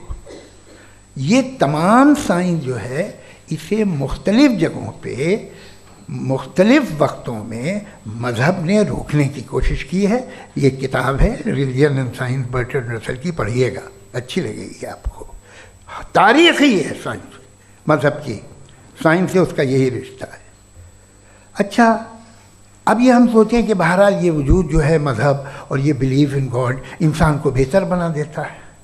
तो एक काम कीजिए, हिंदुस्तान वर्ल्ड का नक्शा लीजिए और मार्क कीजिए कि रिलीजन कहाँ कहाँ ज़्यादा है, कहाँ कहाँ, चाहे वो लैटिन अमेरिका हो या मिडल ईस्ट हो या फार ईस्ट हो या हिंदुस्तान के वो इलाके जहाँ मजहबियत ज़्यादा है। रख दीजिए नक्शा अलग। अब दूसरा नक्शा कि कहाँ कहाँ नाइंसाफ़ी, रिप्रेशन, औरतों के हुकूक की पामाली, जुल्म, डिक्टेटरशिप कहाँ है, नक्शा एक ही होगा। तो आप मुझे बताएं कि जो इसका तरकीब इस्तेमाल क्या है, खुदा का तरकीब इस्तेमाल तो बताइए। आप छोटी सी दवा सड़क पे बेचते हैं, उसकी भी तरकीब इस्तेमाल बताते हैं। इसके इस्तेमाल से तो फ़ायदा नहीं हुआ किसी को। जो सारे के सारे ख़राब मुल्क हैं, ख़राब समाज है, वो सारे जुल्म खुदा के नाम पे करते हैं। वो गलत करते हैं, सही करते हैं, मुझे क्या लेना देना उससे। इस्तेमाल से मालूम होता ना। एक विस्की की बोतल कभी शायद देखी हो आपने, लाल रंग की होती है, उस पर रोशनी और छपड़ा इंतहाई खूबसूरत लगती है, क्या बिगाड़ रही है किसी का, उसका इस्तेमाल गलत है, इसलिए आप उसे नापसंद करते हैं। इसका इस्तेमाल गलत है, इस तसव्वुर का इस्तेमाल ही गलत है और हमेशा से गलत हुआ है। आप देख लीजिए, इंसानी तारीख देख लीजिए, आज देख लीजिए, हिंदुस्तान देखिए, दुनिया देख लीजिए क्या हो रहा है। इसे कैसे इस्तेमाल कर रहे हैं। फेथ वाले लोग क्या फेयर हैं, जस्ट हैं, जो अपने खुदाओं पे यकीन रखते हैं, वो किस तरह के लोग हैं। वो लोगों को इंसाफ देते हैं, वो बेहतर इंसान बने। तो इस दवा का फ़ायदा क्या है। चलो बहुत फ़ायदा हो रहा तो मैं इस्तेमाल कर लूँगा, मुझे तो इस दवा का कोई फ़ायदा दिखता ही नहीं। मुझे तो ऐसा लगता, मैं एक और बात बताऊं, अगर कोई आदमी मजहबी है और अच्छा आदमी है तो मैं उसकी बहुत इज्जत करता हूँ, इसलिए कि मेरा ख्याल है मजहबी आदमी का अच्छा होना मुझसे अच्छा होने से ज़्यादा मुश्किल है। भाई हर चीज़ की एक लिमिट है। आप इतना भाग सकते हैं, इतना नहीं भाग सकते, इतना वज़न उठा सकते, इतना नहीं उठा सकते, इतना दूर देख सकते हैं, इतना दूर नहीं देख सकते। उसी तरह कॉमन सेंस कहता है कि आप में नेकी का भी एक कोटा होगा। अब आप अगर सुबह जाते हैं अपनी इबादत गाह और इबादत करते हैं तो बाहर निकलते हैं तो आप तो यही महसूस करते हैं कि आपने एक बहुत अच्छा काम किया, आपकी नेकी का एक बहुत बड़ा कोटा खर्च हो गया जिससे किसी का कोई फ़ायदा नहीं। मैं तो नहीं जाता हूँ तो मुझे तो किसी को खाना खिलाना पड़ेगा, किसी बेवा की मदद करनी पड़ेगी। मैं अपना कोटा कैसे कंज्यूम करूं। आप अपना कोटा सारे मजहबी लोग इंतहाई यूजलेस कामों में यूज़ करते हैं। उसके बाद भी अगर आप में बच्ची है थोड़ी सी शराफत तो भाई वाह क्या बात है।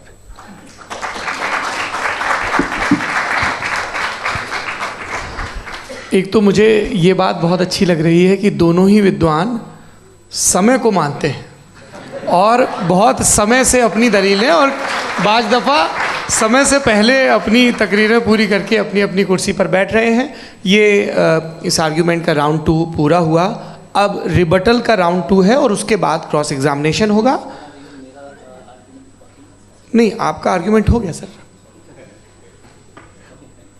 हमारे यहाँ स्कूल के सिलेबस में पंच परमेश्वर कहानी पढ़ाई जाती है, प्रेमचंद जी की लिखी हुई। आप निश्चिंत रहिए, आपके कोई राउंड में मिस नहीं होने दूंगा। रिबटल का राउंड 2 मुफ्ती शमाइल नदवी साहब।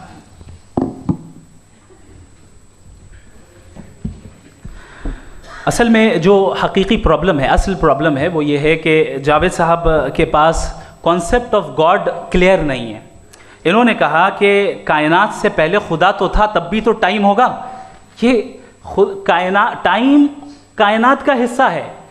हम खुदा, उस खुदा को मानते हैं नेसेसरी बीइंग का टाइमलेस होना ज़रूरी है, चूँकि वो टाइम का क्रिएटर है। जब उसने टाइम को क्रिएट किया तो वो खुद टाइम पे कैसे होगा। उसने जब स्पेस को क्रिएट किया तो खुद स्पेस में कैसे होगा। अगर वो टाइम एंड स्पेस को पहले से ही उसका पाबंद है तो फिर किस चीज़ को उसने क्रिएट किया। लिहाजा ये सवाल गलत है कि खुदा था तो टाइम होगा, बिल्कुल नहीं।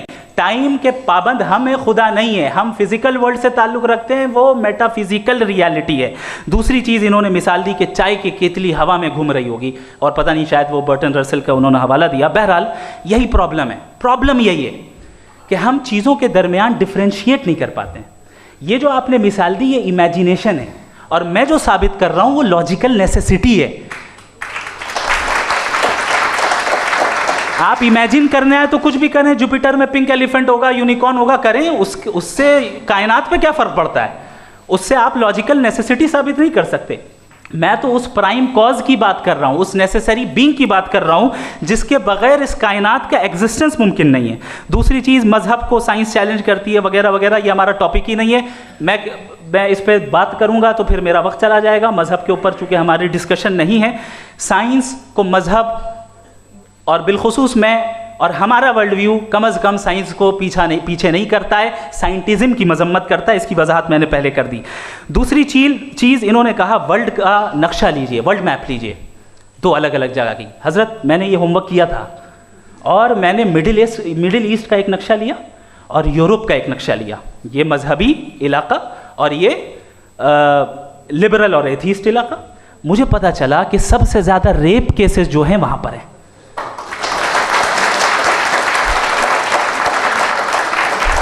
मुझे ये पता चला यूएन की रिपोर्ट के मुताबिक, मैं ये अपने घर से नहीं लेके आ रहा, कि जो वर्किंग वुमेन है यूरोपियन कंट्रीज में, उसमें 81% वुमेन सेक्सुअल हैरेसमेंट का वर्क में शुमार हो रही है। ये मिडिल ईस्ट में नहीं हो रहा है, वो मजहबी लोग हैं इसलिए नहीं हो रहा है। दूसरी चीज़ आपने ये कहा कि मजहबी आदमी का अच्छा होना हमारे अच्छे होने से बहुत मुश्किल है, बहुत मुश्किल है। तो इसका मतलब यह है कि गॉड के अलावा आपके पास अच्छे और बुरे का कोई स्टैंडर्ड है। मैं चाहूँगा कि कन्वर्सेशनल स्टाइल वाली डिस्कशन और सेगमेंट पे इसी पे बात कर लेते हैं। Thank you very much.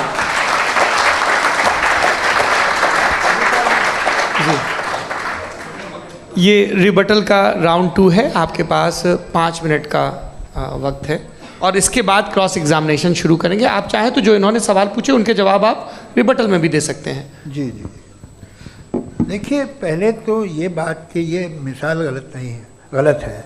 इन्होंने पहले ही हमको डिसार्म कर दिया, कह लिया अकल से मामला सॉल्व नहीं हो सकता, लॉजिक से आप पहुंच नहीं सकते। ये एक मेटाफिजिकल चीज़ है। मेटाफिजिकल अजीब सा लफ्ज़ है, ठीक से किसी को माने नहीं मालूम इसके, तो ऐसा लगता है कुछ बड़ी चीज़ है। अरे भाई क्या होता है मेटाफिजिकल, बताओ, खड़ी हो। ये एक लफ्ज़ है जो कहीं भी इस्तेमाल हो जाता है। जब आप एक बात कर रहे हैं और आप मुझसे बहस कर रहे हैं तो मुझे मेटाफिजिकल मत बताइए, आप लॉजिकली मुझे प्रूफ किए। और अगर लॉजिकली आप नहीं बात करते साहब ये मेटाफिजिकल है, तो फिर हम आप बात क्या कर रहे हैं? मेरा आपका किस ज़बान में कॉन्वर्सेशन होगा? और ये कहना कि वक्त पहले नहीं था, तो फिर क्यों कहते हैं ये हमेशा से और हमेशा रहेगा?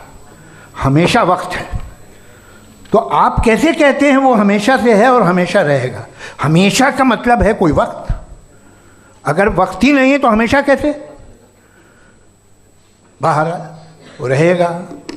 अब मैं ये देखता हूँ, आपने कहा ना कि वहाँ रेप ज़्यादा होते हैं, तो हम एक बात देखते हैं कि ये दुनिया जिस पे वो कादर मुतलक है, जिसकी मर्ज़ी के बगैर पत्ता भी नहीं हिलता, ओमनीपोटेंट है, ये दुनिया चल कैसे रही है? और इस दुनिया का हाल क्या है?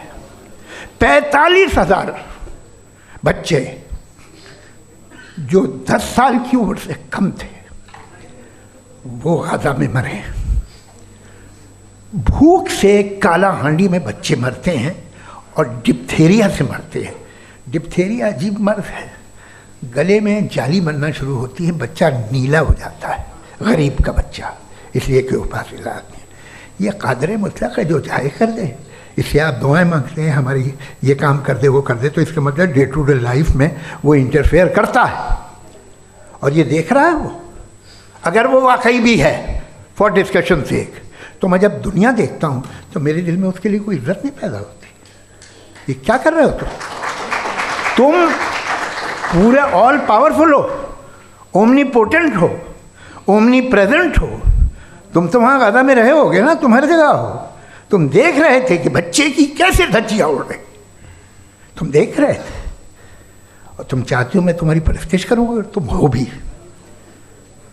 अरे यार इसके अच्छे तो हमारे चीफ प्राइम मिनिस्टर हैं, कुछ तो ख्याल करते हैं। कमाल है, आप किसकी इबादत कर रहे हैं?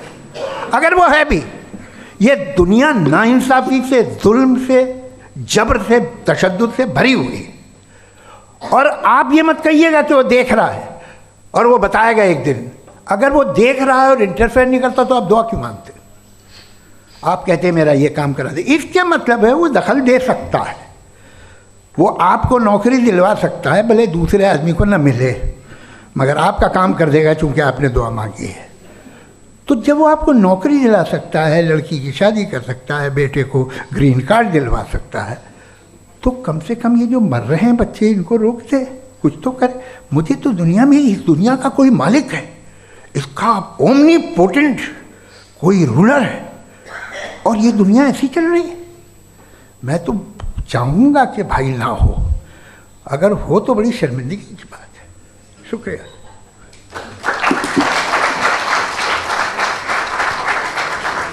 देवियों और सज्जनों, इस बहस के 2 राउंड और 2 रिबटल पूरे हो चुके हैं। अब सबसे ज़रूरी और सबसे मुश्किल राउंड शुरू हो रहा है, क्रॉस एग्जामिनेशन का। अब इन विद्वानों की सज्जनता की एक परख भी होगी और वक्त हमने 16 मिनट का तय किया है। पहला सवाल आप पूछना चाहेंगे? जी बिल्कुल। पहले बोले भी आपके आप माइक ले लीजिएगा हाथ में, ये नीचे से ऑन जी। मैं बोलता हूँ, ये डायस हटा सकते हैं क्या हम थोड़ा क्विकली? डायस पीछे कर दीजिए बस थोड़ा सा, है, ताकि ये जो दाएं बाएं लोग बैठे हैं इसे हटा दीजिए। अब हम वहाँ तो जाने वाले नहीं। आराम से आराम से दोनों तरफ से हटा दीजिए।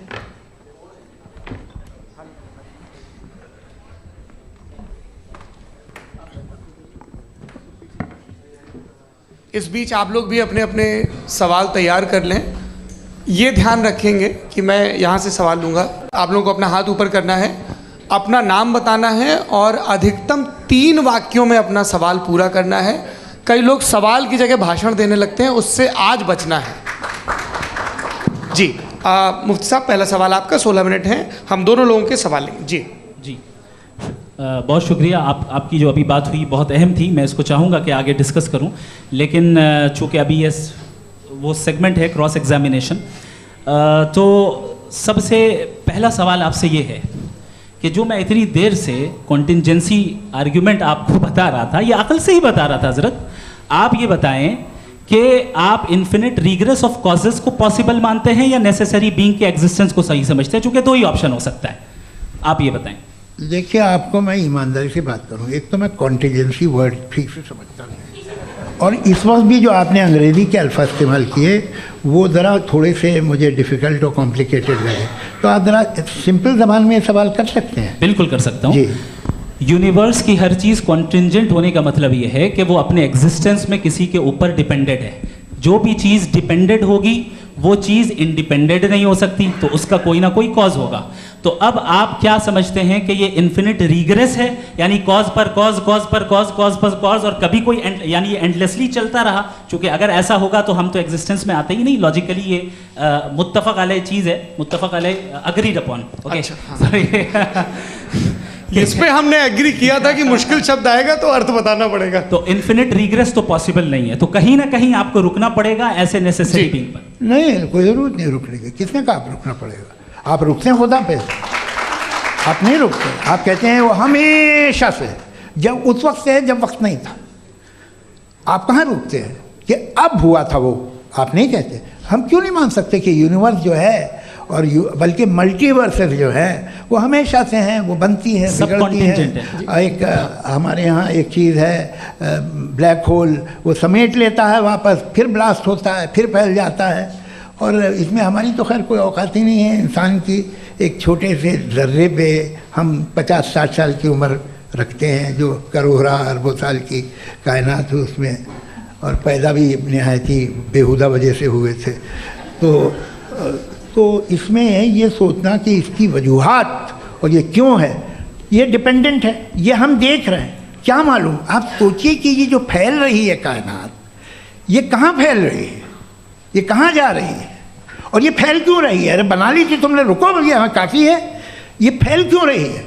ये और कौन सी कायनात जिसे मैं दूरबीन से देखता हूँ तो 2 बिलियन लाइट ईयर पे है, उससे मेरा कोई वास्ता ही नहीं है। 2 बिलियन ईयर यानी अगर मैं 80,000 माइल्स पर सेकेंड से चलूँ तो 20 करोड़ साल में वहाँ पहुँच जाऊँगा। इसकी ज़रूरत क्या थी? ये दुनिया, ये कायनात तो इंसान अशरफुल मखलूक़ात के लिए बनाई गई ना। तो ये सब ये टर्म समझ में नहीं आया, इसमें कोई ख़ास समझने वाली बात थी भी नहीं। ये जो अल्टीमेट कहा यह जाता है कि ये जो पूरी यूनिवर्स है, ये जो दुनिया है, ये इंसान के लिए बनाई गई। अच्छा, ये सब इंसान के लिए। क्यों साहब, सही है ना? बिल्कुल, लेकिन इसका ये मतलब नहीं कि किसी चीज के पीछे रीजन आपको नहीं पता तो रीजन नहीं है, इसे कहते हैं नहीं, from नहीं, limited perspective। मुझे नहीं पता, लेकिन मेरी जिम्मेदारी नहीं है। वो बिल्कुल सही कहा था उसने, बर्टन रसल ने। आपने उसे मजाक में टाल दिया कि भाई आप एक दावा कर रहे हैं, मैं क्यों कहूँ कि ये गलत है दावा? आप प्रूफ कीजिए, मेरे पे जिम्मेदारी ही नहीं है, मैंने थोड़ी कहा है। आप प्रूफ कीजिए कि ये सही है। आप आर्ग्यूमेंट ऑफ कंटिजेंसी आप का जवाब कोई ही नहीं दे सवाल रहे हैं। पूछना चाहेंगे? है? आप सवाल पूछना चाहेंगे मुफ्ती साहब से? क्योंकि ये क्रॉस एग्जामिनेशन का दौर है। आप जैसे पहले बोल रहे थे फेथ को लेके कुछ। मैं ये पूछना चाहूँगा कि खुदा ने जो भी रेवलेशन किए हैं, एक मज़हब के लिए बहुत से मज़हबों में किए हैं, अलग अलग रेवलेशन है। कहीं कुछ एक बातें हैं, कॉन्ट्रडिक्शन भी है आपस में, कहीं कुछ आप कर सकते हैं, कहीं कुछ नहीं कर सकते। ऐसा नहीं है कि सबकी कोड ऑफ मॉरल एक है। तो ये किस्सा क्या है? अब आप ये देखिए कि मुझे कभी कभी लगता है कि जो फुटबॉल फाइनल होता है, लाखों लोग होते हैं, फिर वो टीवी कवर कर करोड़ों लोग, अगर उसमें खुदा की एक बूमिंग आवाज़ आ जाती, मैं गॉड हूँ, तो सारे लोग अभी सुन लेते और टीवी पे भी सुन लेते, किस्सा ख़त्म होता। ये इतनी राजदारी क्या है कि तुम सामने कुछ तो सबूत दे दो हमें सॉलिड। ये कह साहब ये यूनिवर्स कैसे बनी, इससे मसला क्या हल होगा? मैं पूछूंगा आपसे खुदा कैसे बना? क्यों नहीं पूछूंगा कैसे बना? बल्कि वो तो कायनात से कहीं ज़्यादा इंटेलिजेंट है, कायनात से कहीं ज़्यादा कॉम्प्लेक्स। जी वो हमेशा से है। आप कहेंगे मैं मान लूँगा।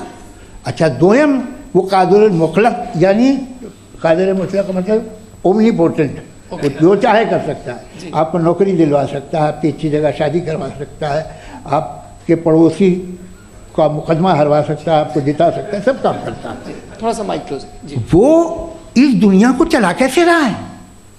ये दुनिया कैसे चल रही है? आपको इस पर हैरत नहीं होती? या क़यामत के बाद कभी एक जस्टिस होगा, जब ये बच्चा मर चुका होगा, जिसकी धज्जियाँ उड़ गई बम से, इसको इंसाफ मिलेगा तब? अच्छा, अब जवाब दूं? हाँ दीजिए। मैं वही इसीलिए आप ही की तरफ। सबसे पहले आपने रेवलेशन और स्क्रिप्चर्स की बात की, इस पे मैं बात कर सकता हूं, लेकिन आज नहीं करूंगा चूंकि वक्त कम है। कभी और इस पे डिस्कस करेंगे, मैं तैयार हूं उस पे भी बात करने के लिए। ये अभी से राउंड 2 की भूमिका तय हो रही है। Does God exist round 2? जी, चूंकि आज गॉड के एग्जिस्टेंस पे बात है, तो मैं उसी के रिलेटेड जो है आपके सवालात को एंटरटेन भी करूंगा और मैं भी पूछूंगा। आपने कहा कि आपने साबित ही नहीं किया, जबकि आर्ग्यूमेंट ऑफ कॉन्टिजेंसी बुनियादी आर्ग्यूमेंट है। आप मुझे कॉन्टिजेंसी का मतलब बताइए, आपका मतलब क्या? कॉन्टिजेंसी कॉन्टिजेंसी का मतलब ये हुआ कि हर वो वजूद जो किसी भी चीज़ का पाबंद है, हर वो वजूद या हर वो चीज़ जो अपने एग्जिस्टेंस में किसी भी चीज़ के पाबंद है और उससे बाउंड है, उसको उसकी ज़रूरत है, उस पर डिपेंड करती है, तो जाहिर सी बात है कि उसका कोई ना कोई कॉज होता है। ये तो अक्ल की बात है। ये आप रीजनिंग की बात करते हैं, मैं वही कर रहा हूँ। दूसरी चीज़, आपने ये बात कही कि इतने बिलियन लाइट ईयर्स दूर है, उसका मेरा क्या लेना देना। फिर मेरे ख्याल से आपको ये नहीं कहना चाहिए I think therefore I am an atheist. आपको सोचना चाहिए। सिर्फ आप एक लिमिटेड दायरे में रहकर नहीं सोचें, बल्कि बाहर निकलकर सोचें। आपने तीसरा सवाल किया, आपने 2-3 सवाल एक साथ। ऐसी बातें ना कीजिए, कुछ को इतराज़ हो जाएगा आप पे कि आप कुछ भी सोचिए। ये इजाज़त आपको है नहीं, मुझे है।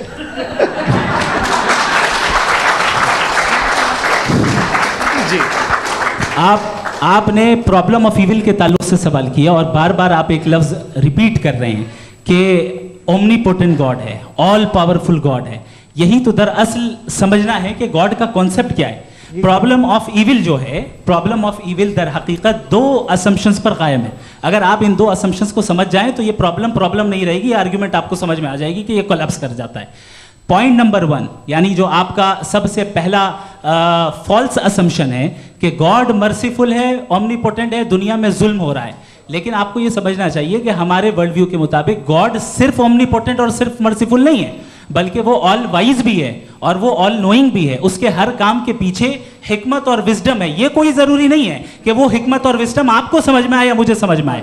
अगर आप जो समझ रहे हैं उसके मुताबिक आप फैसला कर रहे हैं, ये लिमिटेड पर्सपेक्टिव से आर्ग्यूमेंट है। और इस चीज़ को हम अपनी दुनिया में, अपने लाइफ में, डेली लाइफ में इस प्रिंसिपल को एक्सेप्ट करते हैं। हम जब किसी डॉक्टर के पास जाते हैं, डॉक्टर के पास जाकर वो अगर उसने हमें कोई दवाई दी है, तो हम ये तो नहीं कहते कि जब तक आपके पास जितना नॉलेज और जितना विजडम नहीं है, आपने क्यों ये दवाई दी है, तब तक हम इस चीज़ को एक्सेप्ट नहीं करेंगे। नहीं कहते, हम उसकी अथॉरिटी को तस्लीम करते हैं। क्यों? क्योंकि उसकी हम जानते हैं कि वो नॉलेजेबल है, वो विजडम वाला है, हमसे ज़्यादा नॉलेज और हमसे ज़्यादा विजडम है। बताएं सर। नहीं, डॉक्टर में और खुदा में बड़ा डिफरेंस है। डॉक्टर पढ़ा लिखा होता है, एक तो मैं उसकी बात सुनूंगा। दो ये नहीं कुछ जवाब तो ये भी नहीं है सर। प्लीज अगर सब ऑडियंस से बोलने लगेंगे तो फिर मतलब नहीं सिविलाइज्ड बहस का। मतलब आप ये कहें कि चूंकि आप डॉक्टर पे बिलीव करते हैं इसलिए खुदा पे बिलीव किए, क्या ये मिसाल आपको समझाने के लिए आर्गुमेंट है, इस पे आपको एतराज नहीं है। तो सिंपल बात ये है कि मैं अगर ये यकीन कर लूँ कि एक ओमनीपोटेंट, उसकी मसलहत है, ये जो बच्चे मर रहे हैं ये मसलहत है उसकी, मुझे नहीं चाहिए इसकी मसलहत। उसकी मसलहत नहीं, यही तो समझना है, मतलब एक्सपीरियंस। अच्छा, इस आपने अभी मेरी बात पूरी सुनी नहीं। मैंने कहा आपका पूरा आर्ग्यूमेंट दो फॉल्स असम्पशंस पर है। एक फॉल्स असम्पशन मैंने बता दिया, दूसरा फॉल्स असम्पशन ये है कि इस दुनिया में इविल के होने का कोई गुड रीजन नहीं है, जबकि हमारे पास बाज रीजंस मौजूद हैं, हमारे पास बाज वजूहात मौजूद हैं। अगर इस दुनिया में इविल ना हो तो आप गुड को डिफाइन कैसे करेंगे? अगर जुल्म ना हो आप इंसाफ को समझेंगे कैसे? अगर तारीकी ना हो तो आप लाइट को समझेंगे कैसे? बहुत अच्छे। अभी और सुन लें, अभी और बाकी है। ये तो बात बहुत पसंद आई साहब मुझे, कि जब तक रेप ना हो तब तक औरतों की इज्जत का ख्याल आपने मेरा जवाब पूरा सुना ही नहीं। जब तक के बच्चों का कत्ल ना किया जाए तब तक आपको बच्चों की मासूमियत की इज्जत। आपने पूरा जवाब सुना ही नहीं। क्या बात है, क्या आपने नुक्ता निकाला? आपने पूरा जवाब सुना ही नहीं। आप सुन लें, मेरी बात सुन लें। ये मैंने आपको एक चीज बताई। दूसरी चीज, इस दुनिया में हम आए हैं टेस्ट के लिए, हमारा टेस्ट हो रहा है और हर इंसान का अलग अलग अंदाज में टेस्ट होता है। और इस दुनिया में अगर इविल मौजूद है तो वो इविल जरिया है हमारे अंदर ह्यूमन नोबल क्वालिटीज को डेवलप करने का और अलग अलग फील्ड में प्रोग्रेस करने का। और अगर हमारे अंदर और इस दुनिया में इविल नहीं होता तो बताइए टेस्ट का मतलब क्या होता? अगर मैं अपने स्टूडेंट को एमसीक्यूज दूं और उसमें सिर्फ राइट आंसर लिख कर दे दूं और कहूं तुम्हारा टेस्ट हो गया, ये मीनिंगलेस है। इस दुनिया में अगर हम टेस्ट के लिए आए हैं तो जाहिर है गुड एंड इविल दोनों मौजूद है। तो अगर गुड एंड इविल दोनों मौजूद है तो ये इविल भी खुदा का बनाया हुआ है? जी हाँ, खुदा का बनाया हुआ है। लेकिन अच्छा, चलो अच्छी बात। जी बिल्कुल, तो बिल्कुल खुदा ने बनाया। अभी तो ये है कि जो मेजॉरिटी है दुनिया में वो इविल है, तो ये खुदा एक्चुअली इविल के साइड पे लग रहा है मुझे। बिल्कुल भी नहीं, मैं बता मेजॉरिटी में तो वो है। क्या बात कर रहे हैं भाई आप? कोई भी जो मुंसिफ होगा, चाहे आपका अपना घर हो जिसके आप सबसे बड़े हैं, चाहे आपकी ऑर्गेनाइजेशन हो जो आप चलाते हैं, वहाँ पर आप इविल रखेंगे साबित करने को कि बाकी लोग शरीफ हैं? मेरी बात सुनिए, क्या ये आर्ग्यूमेंट ही गलत है? अगर कि जब तक के कोई इविल नहीं होगा तब तक के शरीफ आदमी शरीफ नहीं लगेगा। अगर एग्जामिनर गलत ऑप्शन दे रहा है तो एग्जामिनर इविल नहीं हो गया, जो गलत ऑप्शन को सेलेक्ट कर रहा है वो फेल होगा। क्रिएटर ने इविल को बनाया है लेकिन वो इविल नहीं है। अच्छा सुनिए मेरी बात, let me complete sir. Creator ने इविल को बनाया है टेस्ट के लिए, वो इविल नहीं है। इविल वो होगा जो उसे इख्तियार करेगा। छुरी को बनाने वाला गलत नहीं होता है, छुरी का गलत इस्तेमाल करने वाला गलत होता है। रेप को कैसे गलत इस्तेमाल करते हैं? रेप इंसान के फ्री विल का नतीजा है। ये रेप कैसे गलत इस्तेमाल होता है? ये मुझे अब सुन लें, अब सुन लें। गलत इस्तेमाल होता है। हाँ मैं बता रहा हूँ ना, कैसे गलत? मैं बता रहा हूँ कि जो इविल इस दुनिया में मौजूद है उसके कई सारे तरीके हैं। एक तरीका इंसान का अपना फ्री विल है। अब अगर कोई रेपिस्ट रेप कर रहा है तो इसका गॉड का कसूर नहीं है, वो अपने फ्री विल का गलत इस्तेमाल कर रहा है, उसको सजा मिलनी चाहिए। अच्छा। और उसी के लिए जहन्नम बनाई गई है। ये फ्री विल का भी बड़ा चक्कर। आप जब कोई बुरा काम करते हैं या कोई बुराई होती है तो ये कहा जाता है कि ये फ्री विल है। 7 billion free wills are moving on this planet. 7 billion free will. और एक आदमी अपनी फ्री विल से मुझे कत्ल कर दे तो मैं खुदा की मर्जी से मरा हूँ कि इसकी फ्री विल की वजह से? मेरी मौत खुदा के हाथ है या इस फ्री विल वाले के हाथ है? खुदा ने फ्री विल का निज़ाम बनाया है और उस निज़ाम का गलत इस्तेमाल करके कोई आपको मार रहा है, इस्तेमाल करके मेरा कत्ल कर देता है। अब मेरी मौत का जिम्मेदार कौन है? वो इंसान जिम्मेदार है। वो इंसान जी। तो ये कहना कि और उसको सजा मिलेगी। तो अब आप आगे चलिए कि ये तय करना कि अल्लाह ही या अल्लाह ने खुदा ही जिंदगी देता है, खुदा ही मौत देता है, ये गलत है। बिल्कुल गलत नहीं है। हाँ, नहीं, निज़ाम उसी ने बनाया फ्री विल का, निज़ाम मौत और हयात का उसी ने बनाया। You are contradicting yourself. अभी आपने कहा कि एक आदमी ने फ्री विल से आपको मार दिया, इसमें उसे फ्री विल दी गई थी, उसने गलत इस्तेमाल किया। 7 billion free wills are moving on this planet, और आप चाह रहे हैं कि मैं सिर्फ खुदा का ध्यान करूं। ये 7 बिलियन फ्री विल्स को मुझे लुक आफ्टर करना पड़ेगा कि नहीं? ये तो तबाहियां कर रही हैं और तबाहियां ज़्यादा हो रही हैं। बिल्कुल। तो अगर आप बताएं अगर खुदा नहीं है फॉर एग्जाम्पल, तो आप ईविल को कैसे डिसाइड करेंगे? यानी how can you define evil objectively without God? Evil को डिफाइन करिए। देखिए, दुनिया में 2 तरह के जानवर हैं, एक जो अकेले रहते हैं जंगल में और एक जो ग्रुप्स में रहते हैं। ग्रुप में जो भी रहेगा, चाहे वो आपका फाउंडेशन हो, चाहे कोई क्लब हो, चाहे कोई पॉलिटिकल पार्टी हो, चाहे कोई यूनिट हो, उसमें आपको इंटरैक्ट करने के रूल बनाने पड़ेंगे। यानी लोग तय करेंगे। लोग तय करेंगे। अगर लोगों ने ये तय किया कि किसी का रेप करना सही है, आप जस्टिफाई करेंगे? नहीं, आपका फाउंडेशन तो ये हो गया ना कि लोग ही विल डिसाइड करेंगे। नहीं, अरे दुनिया में ऐसे ग्रुप्स हैं जो रेप को जायज़ मानते हैं सर्टेन हालात में।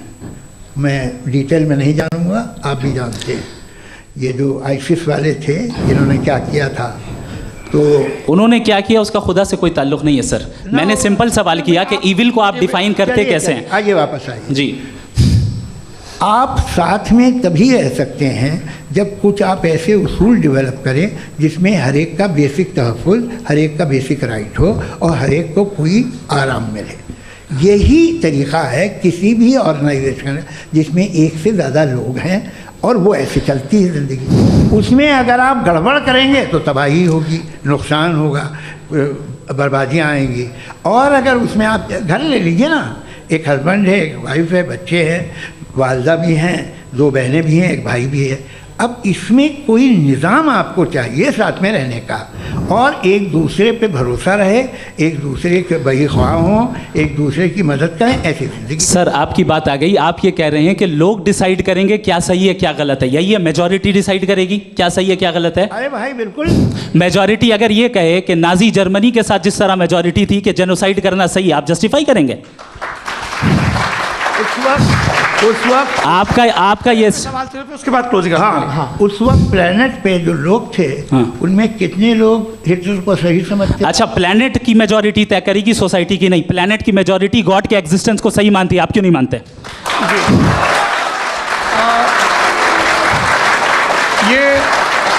हेलो ये क्रॉस क्वेश्चन का राउंड यहाँ पर समाप्त होता है। और ये बड़ा अच्छा है कि इस तरह से फ्रेगमेंट कर दिया गया है ताकि जो मरकरी ऊपर जा रहा है नीचे जवाब दे दूँ जी। प्लेनेट की ज़्यादातर मेजॉरिटी कुछ दूसरे मजहबों के खुदा को मानती है। आप उन्हें क्यों नहीं? आप तो मेजॉरिटी की बात कर रहे हैं। अच्छा, ये क्लोजिंग आप ये कह रहे हैं ईविल और गुड को डिसाइड मेजॉरिटी करेगी, मेजॉरिटी जो कर दे वो सही हो जाएगा। क्लोजिंग इसको जैसा आप ही लोगों ने तय किया है उसी फॉर्मेट को फॉलो कर लेते हैं। हाँ भाई, मैंने तो भले लोगों पे एतबार किया और तब मॉडरेशन तय किया। जी, आपके पास 5 मिनट का वक्त है, क्लोजिंग आर्ग्यूमेंट है, उसके बाद हम ऑडियंस से क्वेश्चन आंसर लेंगे जावेद साहब की क्लोजिंग आर्ग्यूमेंट के बाद। ओके, बहुत शुक्रिया जी। हमारा जो टॉपिक है डज गॉड एग्जिस्ट, मैं इस पे इतने एकेडमिक तैयारी करके आया था, मुझे था कि मैंने सोचा था कि कई सारे मैं आर्ग्यूमेंट्स दूंगा, लेकिन वक्त की भी किल्लत और जावेद साहब बार बार इधर उधर चले जा रहे थे तो उसको भी थोड़ा एंटरटेन करना पड़ गया। डज गॉड एग्जिस्ट पे मैं एक ही आर्ग्यूमेंट दे पाया। आर्ग्यूमेंट्स बहुत हैं और डेफिनेटिव आर्ग्यूमेंट्स हैं, और मेरे आर्ग्यूमेंट को किसी एक राउंड में भी इन्होंने एंटरटेन नहीं किया और रेफ्यूट नहीं किया। एक राउंड में भी नहीं, एक राउंड में भी नहीं। और ना ही अभी आपका क्लोजिंग आर्ग्यूमेंट आएगा, नहीं, वो बता देना। Argument of contingency sir. अरे मैं आपसे कई बार कह चुका हूँ कंटीजेंसी का मतलब अब मैं कैसे समझाऊं आपको? आपस में आप और कितने आसानी से समझाऊं मैं, मुझे तो नहीं समझ में आ रहा है। आप अपनी आर्ग्यूमेंट ऑफ कंटीजेंसी उर्दू में बोल सकते हैं। हाँ, आप अपनी बात पूरी कर लें जी, आखिरी 4 मिनट। दूसरी चीज, just a minute please ma'am, can I talk? दूसरी चीज ये है कि आपने एक तो इसका जवाब नहीं दिया, दूसरा आपने गॉड के ना होने पर कोई डेफिनेटिव आर्ग्यूमेंट नहीं दिया, सिर्फ मजहब पे बात कर रहे हैं आप। मजहब तो आज हमारा टॉपिक ही नहीं था। आज तो हमारा टॉपिक हो, आप मजहब से ले लेकर आईएस तक चले गए, भाई हमारा क्या ताल्लुक है उससे? We condemn them. और उसका गॉड से क्या ताल्लुक है? अगर कोई गलत काम कर रहा है, किसी ने किसी को कत्ल किया, किसी ने किसी का रेप किया, उसको सजा मिलनी चाहिए। और आपके पास कोई भी rational strong foundation of morality नहीं है। आपने कहा कि मेजॉरिटी तय करेगी सोसाइटी की, वो सही होगा। मैंने कहा हिटलर को फिर आप सही कहेंगे? नहीं नहीं नहीं नहीं, प्लैनेट की सोसाइटी की मेजॉरिटी तय करेगी। तो प्लैनेट की मेजॉरिटी गॉड की एग्जिस्टेंस को मानती है, आप कह रहे हैं ये रिलीजियस है। तो यानी आपके पास कोई स्ट्रांग फाउंडेशन नहीं है ऑब्जेक्टिव मोरालिटी का। ऑब्जेक्टिव मोरालिटी का अगर कोई फाउंडेशन है तो वो सिर्फ गॉड है, गॉड है, गॉड है। थैंक यू जी। ये मुफ्ती शमाइल नदवी साहब का क्लोजिंग आर्ग्यूमेंट था। अब हमारे पास जी जी ये बड़ा अच्छा है कि दोनों लोगों को मॉडरेटर से शिकायत भी और बोल रहे हैं भाई हमारी शाबाशी भी तो करते चलो। अब मेरी बात जी, आपके पास जावेद अख्तर साहब 5 मिनट का वक्त है, ये आपका क्लोजिंग आर्ग्यूमेंट है, टाइम रीसेट कर दें जी। देखिए, बहुत सारी बातें हैं। गॉड का डेफिनेशन दुनिया के किसी भी रिलीजन में है कि वो ओमनीपोटेंट है, ओमनीप्रेजेंट है, he is just, he is kind, he loves you and so on. मैं जब दुनिया देखता हूँ तो मुझे कोई ऐसा सुप्रीम पावर यहाँ दिखाई नहीं देती है जो इंसान की बहबूदी के लिए कुछ कर रही हो, कमज़ोर को बचा रही हो, मदद कर रही हो, जालिम को पीछे हटा रही हो। मैं नहीं देखा, तारीख़ में नहीं। एक तो अगर है और ये देख रहा है तमाशा, तो उसका होना न होना बराबर है। दोयम ये कि ये जो है, जब आप ये कहते हैं कि कायनात जिसकी कंटीजेंसी है, मैं देखिए वो लफ्ज़ इस्तेमाल किया मैं, तो ये कैसे हो सकती है भाई? और फ़ौरन आप सरेंडर कर देते हैं कि जाहिर है कि इसका बनाने वाला तो इससे 10,000 गुना था कॉम्प्लिकेटेड होगा। उस पर आपके होने पे कोई इतराज़ नहीं है। उसे वो टाइमलेस है, वो पहले से था, टाइम तो बहुत बाद में आया। ये सब आप मानने को तैयार है जिसका आपके पास कोई सबूत नहीं, आपके पास कोई रीज़न नहीं है। आपकी तारीख क्या है मज़हब होगी? बिलीफ की, जो खुदाओं का बिलीफ है, ये कॉन्स्टेंटली गलत साबित होता रहा है। मतलब आप कहें कि अरिस्टोटल के ज़माने में तो सब जाहिल थे, वो भी इतने ही यकीन से खुदा पे यकीन रखते थे जो अब नहीं रहा। ये भी नहीं रहेगा, आप लिख लीजिए। और इसके आसार आपको दुनिया में दिखाई देना शुरू हो चुके हैं। ये बहस क्या आज से 100 साल पहले इस तरह हो सकती थी? यहाँ तक तो आपको हम ले आए हैं। तो सर अरे इनको मदद की ज़रूरत नहीं भाई, ये सेल्फ सफिशिएंट आदमी है, आप क्यों इनकी मदद कर रहे हैं? Sir please. तो ये जो है तमाम बातें अपनी जगह हैं। ये एक पैकेज है। आप अकेले, कोई आदमी ऐसा नहीं जो सिर्फ गॉड को मानता हो, उसके साथ बहुत पैराफर्नेलिया आता है, अलग अलग पैराफर्नेलियाज आते हैं। They have always created chaos in the society. मैं तो आपको सीधा ऑफर देता हूँ कि दुनिया में 10 इम्पॉर्टेंट बिलीव्स हैं। आप एक मानते हैं, 9 नहीं मानते, 9 में आप एथियस्ट हैं, 9 को आप बिल्कुल रीजनेबली मेरी तरह देखते हैं। तो 90 मजहबी आदमी भी 90% एथियस्ट है। वो दूसरे खुदा नहीं मानता, एक खुदा मानता है अपना वाला, बाकियों को कहता है गलत है। अगर आप मानना ही बंद कर दें तो आपका 10% चांस है कि आप सही हैं और 90% चांस है कि आप गलत हैं।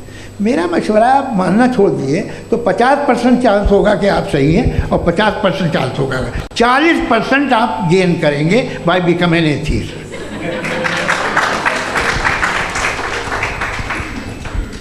ये एक फरसूदा ख्याल है, ये ख़त्म हो रहा है। हो सकता है मेरी ज़िंदगी में ना हो, लेकिन ये हो जाएगा। जो बातें ये इनको आप मेटाफिज़िकल, ये वो ऐसे रिस्पेक्टेबल टर्म दे दिए, ये तो उन लोग के हैं जिन्हें ना फिज़िक्स मालूम थी ना मेटा मालूम था, ये उन्होंने आपको दिए हैं। जी बहुत शुक्रिया आप दोनों लोगों का। और अब इस बातचीत का आखिरी राउंड शुरू होगा, डज गॉड एग्जिस्ट की ये बहस मुफ्ती शमाइल नदवी और जावेद अख्तर साहब के बीच।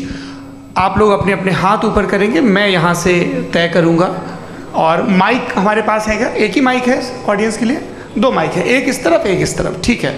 तो जी सबसे पहले हमारी सहयोगी हैं मारिया शकील जी, पूछिए सवाल।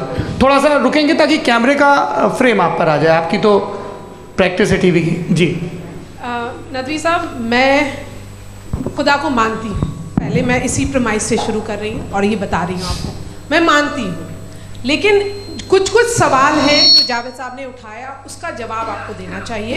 पहला सवाल ये कि गज़ा में सालों से छोटे बच्चे मर रहे हैं, वो उनको अगर खुदा मर्सीफुल है, हम मानते हैं कि अल्लाह ताला में बहुत ताकत है, तो वो बच्चे क्यों मर रहे हैं। दूसरी बात ये कि अगर कंटिजेंसी की जो आप बात करते हैं, पूरे मुस्लिम ममालिक मिल कर के भी उन गज़ा के बच्चों को क्यों नहीं बचा पा रहे हैं, क्योंकि अगर वो चाहते, क्योंकि अल्लाह ताला उन पर हुकूमत करते हैं, सब पर हुकूमत करते हैं, तो वो उनको क्यों नहीं बचा पाते। जी थैंक यू वेरी मच। बहुत अच्छा किया आपने इस चीज़ को जिक्र कर दिया, मैं इसको और अच्छे से एक्सप्लेन करने की कोशिश करता हूँ। देखें, जहाँ तक आपने कहा कि गज़ा के बच्चों को मारा जा रहा है, देखें दो वर्ल्ड व्यू है, एक एथीस्टिक वर्ल्ड व्यू, एक थीस्टिक वर्ल्ड व्यू है। बच्चे मर रहे हैं दोनों वर्ल्ड व्यू में, लेकिन हमारा वर्ल्ड व्यू कह रहा है कि रिकॉम्पेंस है, ये कह रहे हैं कि उनका मरना बेकार जाने वाला है, कोई उसका रिकॉम्पेंस नहीं है, चूँकि इनके यहाँ आखिरत और अल्लाह का कोई तसव्वुर या गॉड का कोई तसव्वुर नहीं है। आपने ये सवाल किया कि गॉड मर्सीफुल है, क्यों नहीं रोकता। ये मैंने बताया कि ये मिसकंसेप्शन है लोगों के दरमियान कि गॉड को सिर्फ मर्सीफुल और ओमनीपोटेंट समझते हैं। गॉड के सिर्फ यही दो एट्रीब्यूट्स नहीं हैं, गॉड के कई सारे एट्रीब्यूट्स हैं, उनमें से अल हकीम भी है, उनमें से ऑल वाइज भी है, ऑल नोइंग भी है। लिहाजा अगर इस दुनिया में किसी को तकलीफ आ रही है और गॉड उसको नहीं रोक रहा है, वो इसलिए नहीं रोक रहा है चूंकि इंसानों को फ्री विल दिया गया है। ठीक इसी तरीके से अगर एक डॉक्टर किसी छोटे बच्चे को इंजेक्शन लगा रहा है, उसे तकलीफ पहुंच रही है, उसके लिमिटेड पर्सपेक्टिव के एतबार से ये गलत हो रहा है और डॉक्टर बुरा है, लेकिन जब आप ब्रॉडर पिक्चर को देखेंगी, आपके और हमारे पास सिर्फ एक पिक्सल है, हमें इतना नज़र आ रहा है कि गज़ा में कत्ल हो रहा है, लेकिन इसके पीछे कितना रिकॉम्पेंस उनको मिलने वाला है, पूरा पिक्चर गॉड के पास है। तो एक पिक्सल से आप पूरे पिक्चर को कभी भी जज नहीं कर सकती। आप इसमें कुछ जोड़ना चाहेंगे? आपको कुछ बोलना है इसमें? भैया आपने बहुत अच्छा जस्टिफिकेशन दिया, या आप वो जो वहाँ के प्राइम मिनिस्टर इजराइल के उन्हें भेजिए, वो बहुत खुश होंगे। आप जस्टिफिकेशन दे देना कि अगर गॉड नहीं है तो बच्चे क्यों मर रहे हैं, आप बताएं। वो ये सवाल पूछ रहे हैं कि अगर आप ईश्वर का अस्तित्व नहीं मानते हैं तो उन बच्चों की मौत को आप कैसे इंटरप्रेट करते हैं?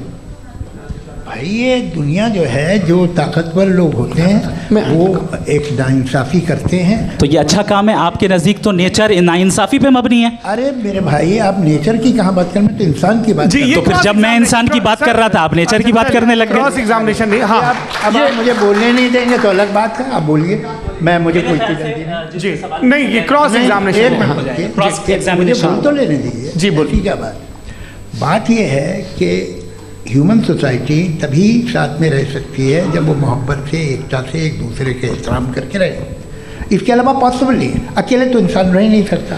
वहाँ पर कुछ लोग हैं जो फाउल करते हैं, वो फाउल हमेशा से तारीख में होता आया है। आज ये हो रहा है, जो हो रहा है बहुत बुरा हो रहा है, बहुत जालिमाना है, बहुत जाबराना है।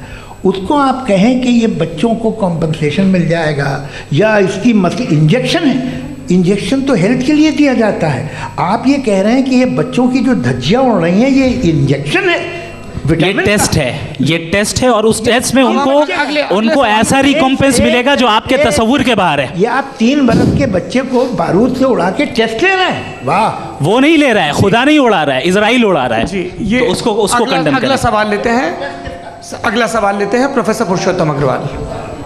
मुफ्ती साहब, एक निवेदन आपसे है कि कम से कम थोड़ा सा माइक क्लोज, एक रिलीजियस और फिलॉसफिकल मैं प्लीज, एक रिलीजियस और फिलॉसफिकल ट्रेडिशन है जो ब्रह्मांड को यानी यूनिवर्स को ही अंतिम मानती है। सर्वम खलु इदम ब्रह्मम, this is Chandogya Upanishad, and it completely rules out the existence और नेसेसिटी, आपके शब्दों में necessity of a creator. The creation itself is the creator. तो एक मिनट प्लीज। दूसरा जो सवाल आपने अभी, जो आप बार बार कह रहे हैं कि भगवान विद्वान भी है, वाइज, सब जानने वाला, तो अगर विजडम में दुनिया भर के पापों और अत्याचारों को बर्दाश्त करना शामिल है, तो फिर इसका मतलब ये हुआ कि अगर मैं फ्री विल से उसको अपोज करता हूँ तो ईश्वर की विजडम और मेरी फ्री विल में कॉन्ट्राडिक्शन है। Because when I am opposing whatever is happening in Gaza, then I am opposing the God's will or God's wisdom. जवाब लेते हैं क्योंकि तो गॉड की विजडम, एक मिनट सर प्लीज सर, ये एक जुमला, गॉड की विजडम है कि गाजा में जो कुछ हो रहा है वो हो रहा है, मैं उसको अपोज कर रहा हूँ, तो मैं गॉड की विजडम के खिलाफ जा रहा हूँ। एक सवाल। दूसरा ये नहीं, आपने दो ऑलरेडी। सर आप और सवाल कर लें, लेकिन मुझे दो जवाब दे सर, दीजिए। पहले आपने ये कहा, सुनिए मेरी बात सुनिए। भाई इजराइल के गॉड के मुताबिक तुम्हारा ठीक हो रहा है ना? नहीं हो रहा है, ठीक नहीं हो रहा है, मैं बता रहा हूँ क्या हो रहा है। आप तशरीफ रखें, मैं बता रहा हूँ क्या हो रहा है। Let me complete please. एक सेकंड गाइस, एक सेकंड। ये देखिए, ऐसा है कि ये सब बड़ा आपस में विचार विमर्श के बाद ये तय हुआ था कि कुछ नियम बना लिए जाएं ताकि एक टाइम बाउंड बातचीत चले। और भाई साहब, आप बड़ा ज़रूरी काम कर रहे हैं, लेकिन कैमरे के फ्रेम में आके उस काम को गड़बड़ कर दे रहे हैं। ठीक है गुरु, अब मेरे को कहीं का गुस्सा कहीं निकालना था, सॉरी। नहीं, कोई गुस्सा नहीं है जी। तो प्रोफेसर ने सवाल पूछे, आप उनके जवाब दें, और थोड़ा ये सब लोग थोड़ा ख्याल रखें भाई, सवाल संक्षिप्त रखें जी। आपने दो सवाल किया। सबसे पहला ये कहा कि हमारे पास ये कॉन्सेप्ट है कि ये यूनिवर्स खुद नेसेसरी बीइंग है, creation itself is the creator.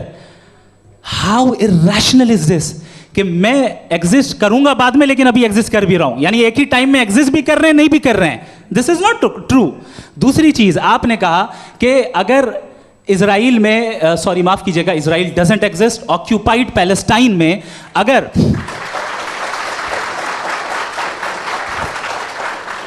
Occupied Palestine में बच्चों को मारा जा रहा है फ्री विल की वजह से और गॉड नहीं रोक रहा, ये कॉन्ट्रडिक्शन है। ये बताइए कि एक एग्जाम में एक बच्चा गलत आंसर लिख रहा है, सुनिए, एग्जामिनर चाहे तो रोक सकता है, क्यों नहीं रोक रहा है? ये कॉन्ट्रडिक्शन है, ये कॉन्ट्रडिक्शन नहीं है। माइक नहीं सर, ये आपस में जी, ये क्या आपका सवाल? माइक दीजिए। फ्री विल दिया गया है टेस्ट के लिए, अकाउंटेबिलिटी के लिए। अगर फ्री विल नहीं होता तो आप कहते हैं हमें रोबोट बना दिया गया। नॉट मिसरिप्रेजेंट माय पोजीशन, आपकी जो भी पोजीशन, मैं अपनी फ्री विल के नाते, अपने ह्यूमन विजडम के नाते गाजा में हो रही अत्याचार का विरोध करता हूं। बिल्कुल करना चाहिए। आपके हिसाब से मैं गॉड की विजडम का विरोध कर रहा हूं? बिल्कुल नहीं। समाज हो रहा है गॉड की, बिल्कुल भी नहीं, बिल्कुल भी नहीं। उसका वहां पर गाजा में कत्ल होना ये इंसानों के गलत इस्तेमाल का नतीजा है, फ्री विल के इस्तेमाल का नतीजा है। गॉड इसका हुक्म नहीं देता, उससे रोकता है। यही तो मसला है ना, आपके लिए कॉन्सेप्ट क्लियर नहीं भाई, आपने तो बताया था इंजेक्शन लगाने से बच्चे को तकलीफ होती है, ये इंजेक्शन लगा। सर आप ऐसे रेटोरिक स्टेटमेंट दे तब तो कोई मसला नहीं समझते रहेंगे। This is a rhetoric statement, this is not a logical argument sir. I am sorry. आखिरी 30 मिनट बड़े मुश्किल होने वाले हैं जी। मुफ्ती साहब आगे बैठे हैं, इनको माइक दीजिए। हाँ तरुण, माइक आप अपने पास रखिए, आपको कैमरे का फ्रेम पता है जी। सबसे पहले दोनों को मुबारकबाद। एक सर अपना आप नाम बता दें। आप अमेरिका में शिकागो में रहते हैं, इतना मुझे याद है। बताया आप, यासिर नदीम अलवाजदी मेरा नाम है। जावेद सर आपसे क्वेश्चन है इन्फिनिट रिग्रेस के ताल्लुक से। एक हाइपोथेटिकल सिनेरियो है, मसलन अगर आप सर माइक थोड़ा सा प्लीज क्लोज रखिए जी। अगर आप शायर इसलिए हैं कि आपके कोई उस्ताद शायर थे, और वो इसलिए शायर थे कि उनके कोई उस्ताद शायर थे, और इसी तरीके से हम माजी में पीछे चलते चलते चले जाएं और कहीं ना रुके, तो माफ़ कीजिएगा आप कभी शायर नहीं हो सकते। लेकिन आप शायर हैं, आपका शायर एग्जिस्ट करता है, इसका मतलब ये है कि आप कहीं ना कहीं रुके हैं। तो मेरा सवाल ये है कि क्या आप इन्फिनिट रिग्रेस ऑफ कॉजेस को लॉजिकल फैलेसी मानते हैं या नहीं मानते? हाँ या ना? मैं इन्हें लॉजिकल फैलेसी नहीं मानता हूँ, लेकिन मेरा प्रॉब्लम यह है कि जब मैं नहीं मानता हूँ तो I will continue with this logic जो फैलेसी नहीं हो। आप एक जगह रुक जाते हैं जाके, आप कहते हैं ये गेंद कैसे बनी, ये जजीरा कैसे बना, ये समंदर कैसे बना, ये ज़मीन कैसे बनी, और अचानक गॉड पे जाके आपको ब्रेक लग जाता है। एक बार आप सवाल नहीं करते कि भाई इनको बनाने वाला तो इनसे भी कॉम्प्लिकेटेड होगा, वो कैसे बना, उसके बारे में आपने इत्मीनान कर लिया, वो हमेशा से है। तो अगर आप उसे हमेशा से मानते हैं तो फिर ये मान लीजिए कि कायनात हमेशा से है, क्या तकलीफ है? फिर हम वजूद में नहीं आते जी हैं, हम मौजूद नहीं। अच्छा सर क्यों नहीं होता? मैं बताऊँ प्लीज। जैसे मैंने मिसाल दी आपके शेर, आपका शेर कभी वजूद में ना आता अगर शायर इसी तरह चलते रहते हमेशा जी। माइक मेरे ख्याल से एक इन्फिनिट रिग्रेस का कॉन्सेप्ट क्लियर नहीं हो पाया। ऐसा रहने दें, लेट्स मूव ऑन सर। ठीक है। हाँ थोड़ा सा मॉडरेटर का भी ख्याल रखें। नहीं आपने तो रखा है, आपने रखा है। यहाँ पे गौहर रजा साहब हैं, वो भी एक सवाल पूछना चाहते हैं। माइक नीचे से ऑन कर दिए, नीचे। पहले तो ये कह दूं कि मैं उन बच्चों से शर्मिंदा हूं जिनको गज़ा में कत्ल किया गया, क्योंकि हमारे होते हुए कत्ल किया गया। लेकिन उससे ज़्यादा शर्मिंदगी इस बात से हुई कि मुझे लगा कि मुफ्ती साहब उसको जस्टिफाई कर रहे हैं। बिल्कुल भी नहीं, आप बहुत ही गलत। मुझे लगा मैं गलत हो सकता हूँ, बिल्कुल गलत। मैं सवाल पूछ रहा हूँ, मैं सवाल पूछ रहा हूँ। मैं जावेद भाई से डिसएग्री करता हूँ। एक सेकंड देखिए, अगर देखिए ऐसा, एक सेकंड आप सर वेट, अरे आप कुछ मेरे पहले मुझे अपनी बात कह लेने दीजिए। अगर ऑडियंस तय करेगी तो फिर मॉडरेटर का मतलब नहीं। मेरा आप सबसे ये कहना है, ये बहस दो लोगों के बीच में है, एक तरफ मुफ्ती साहब, एक तरफ जावेद साहब। पिछले 1.5 घंटे से ये लोग अपने अपने तर्क रख रहे हैं। आपकी इनसे इत्तेफाकी हो सकती है, ना इत्तेफाकी हो सकती है। मेरे उस्ताद मुझे सिखा गए हैं कि मुखामुखम में असहमति की गुंजाइश बची रहनी चाहिए।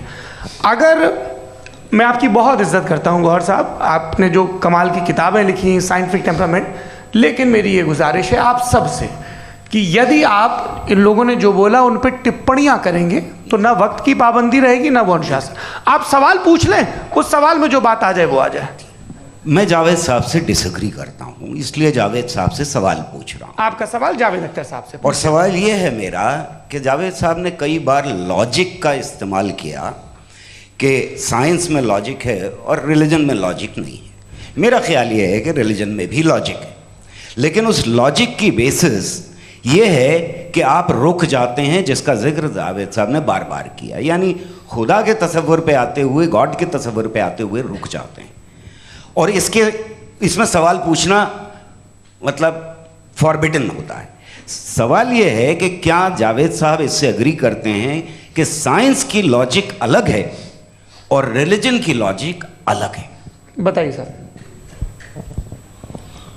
देखिए, 3 चीज़ें हैं। साइंस है, एक है मंतिक है, इस्तिदलाल है, और एक जो है कुछ भी नहीं है, फेथ है, अक़ीदा है।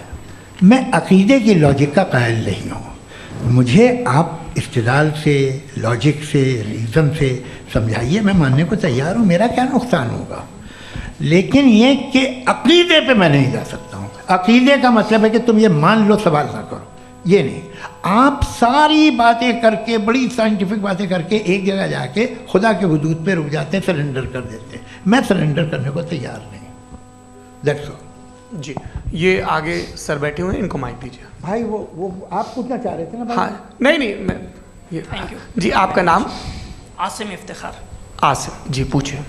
सर, जावेद सर से सवाल है कि आपने अपने माइक थोड़ा करीब अपने क्लोजिंग स्टेटमेंट में ये बात कही थी कि मज़हब का जो फ्यूचर है वो ज़्यादा दिन नहीं जाने वाला है। लेकिन मैं देख पा रहा हूँ कि जो ऑक्सफोर्ड यूनिवर्सिटी की एक स्टडी है 2011 में हुई है, जिसके 50 एकेडमिशियंस ने इसको अंजाम दिया था, उसमें वो ये कहते हैं कि जो फेथ इन गॉड है वो इनबिल्ट है ह्यूमन नेचर के अंदर, जिसको हम कहते हैं फितरत के अंदर शामिल है वो।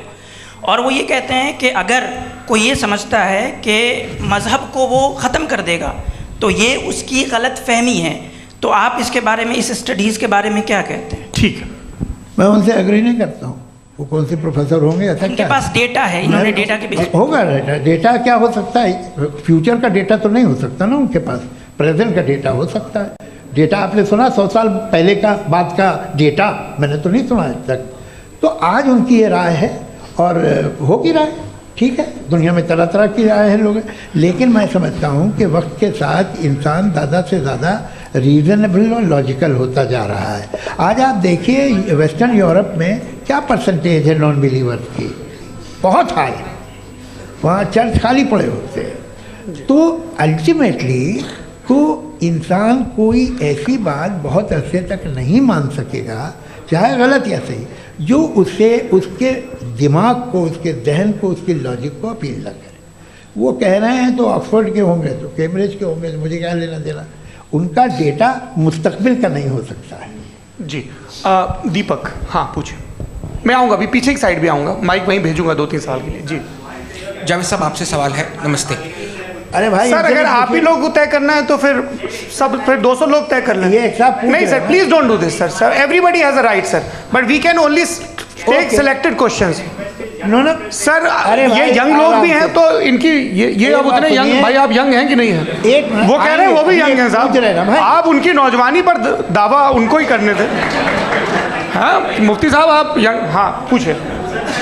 अरे भैया सर मेरा सवाल ये है, कुछ इनसे भी तो पूछो। जी नहीं बस आपसे एक सवाल है। जैसे थीस्टों के पास अपने जो ईश्वर को मानते हैं उनके पास अपने सोशल गेट टुगेदर्स हैं, 5 रोज़ आज क्रिसमस आने वाला है, होली है, दिवाली है, ईद है।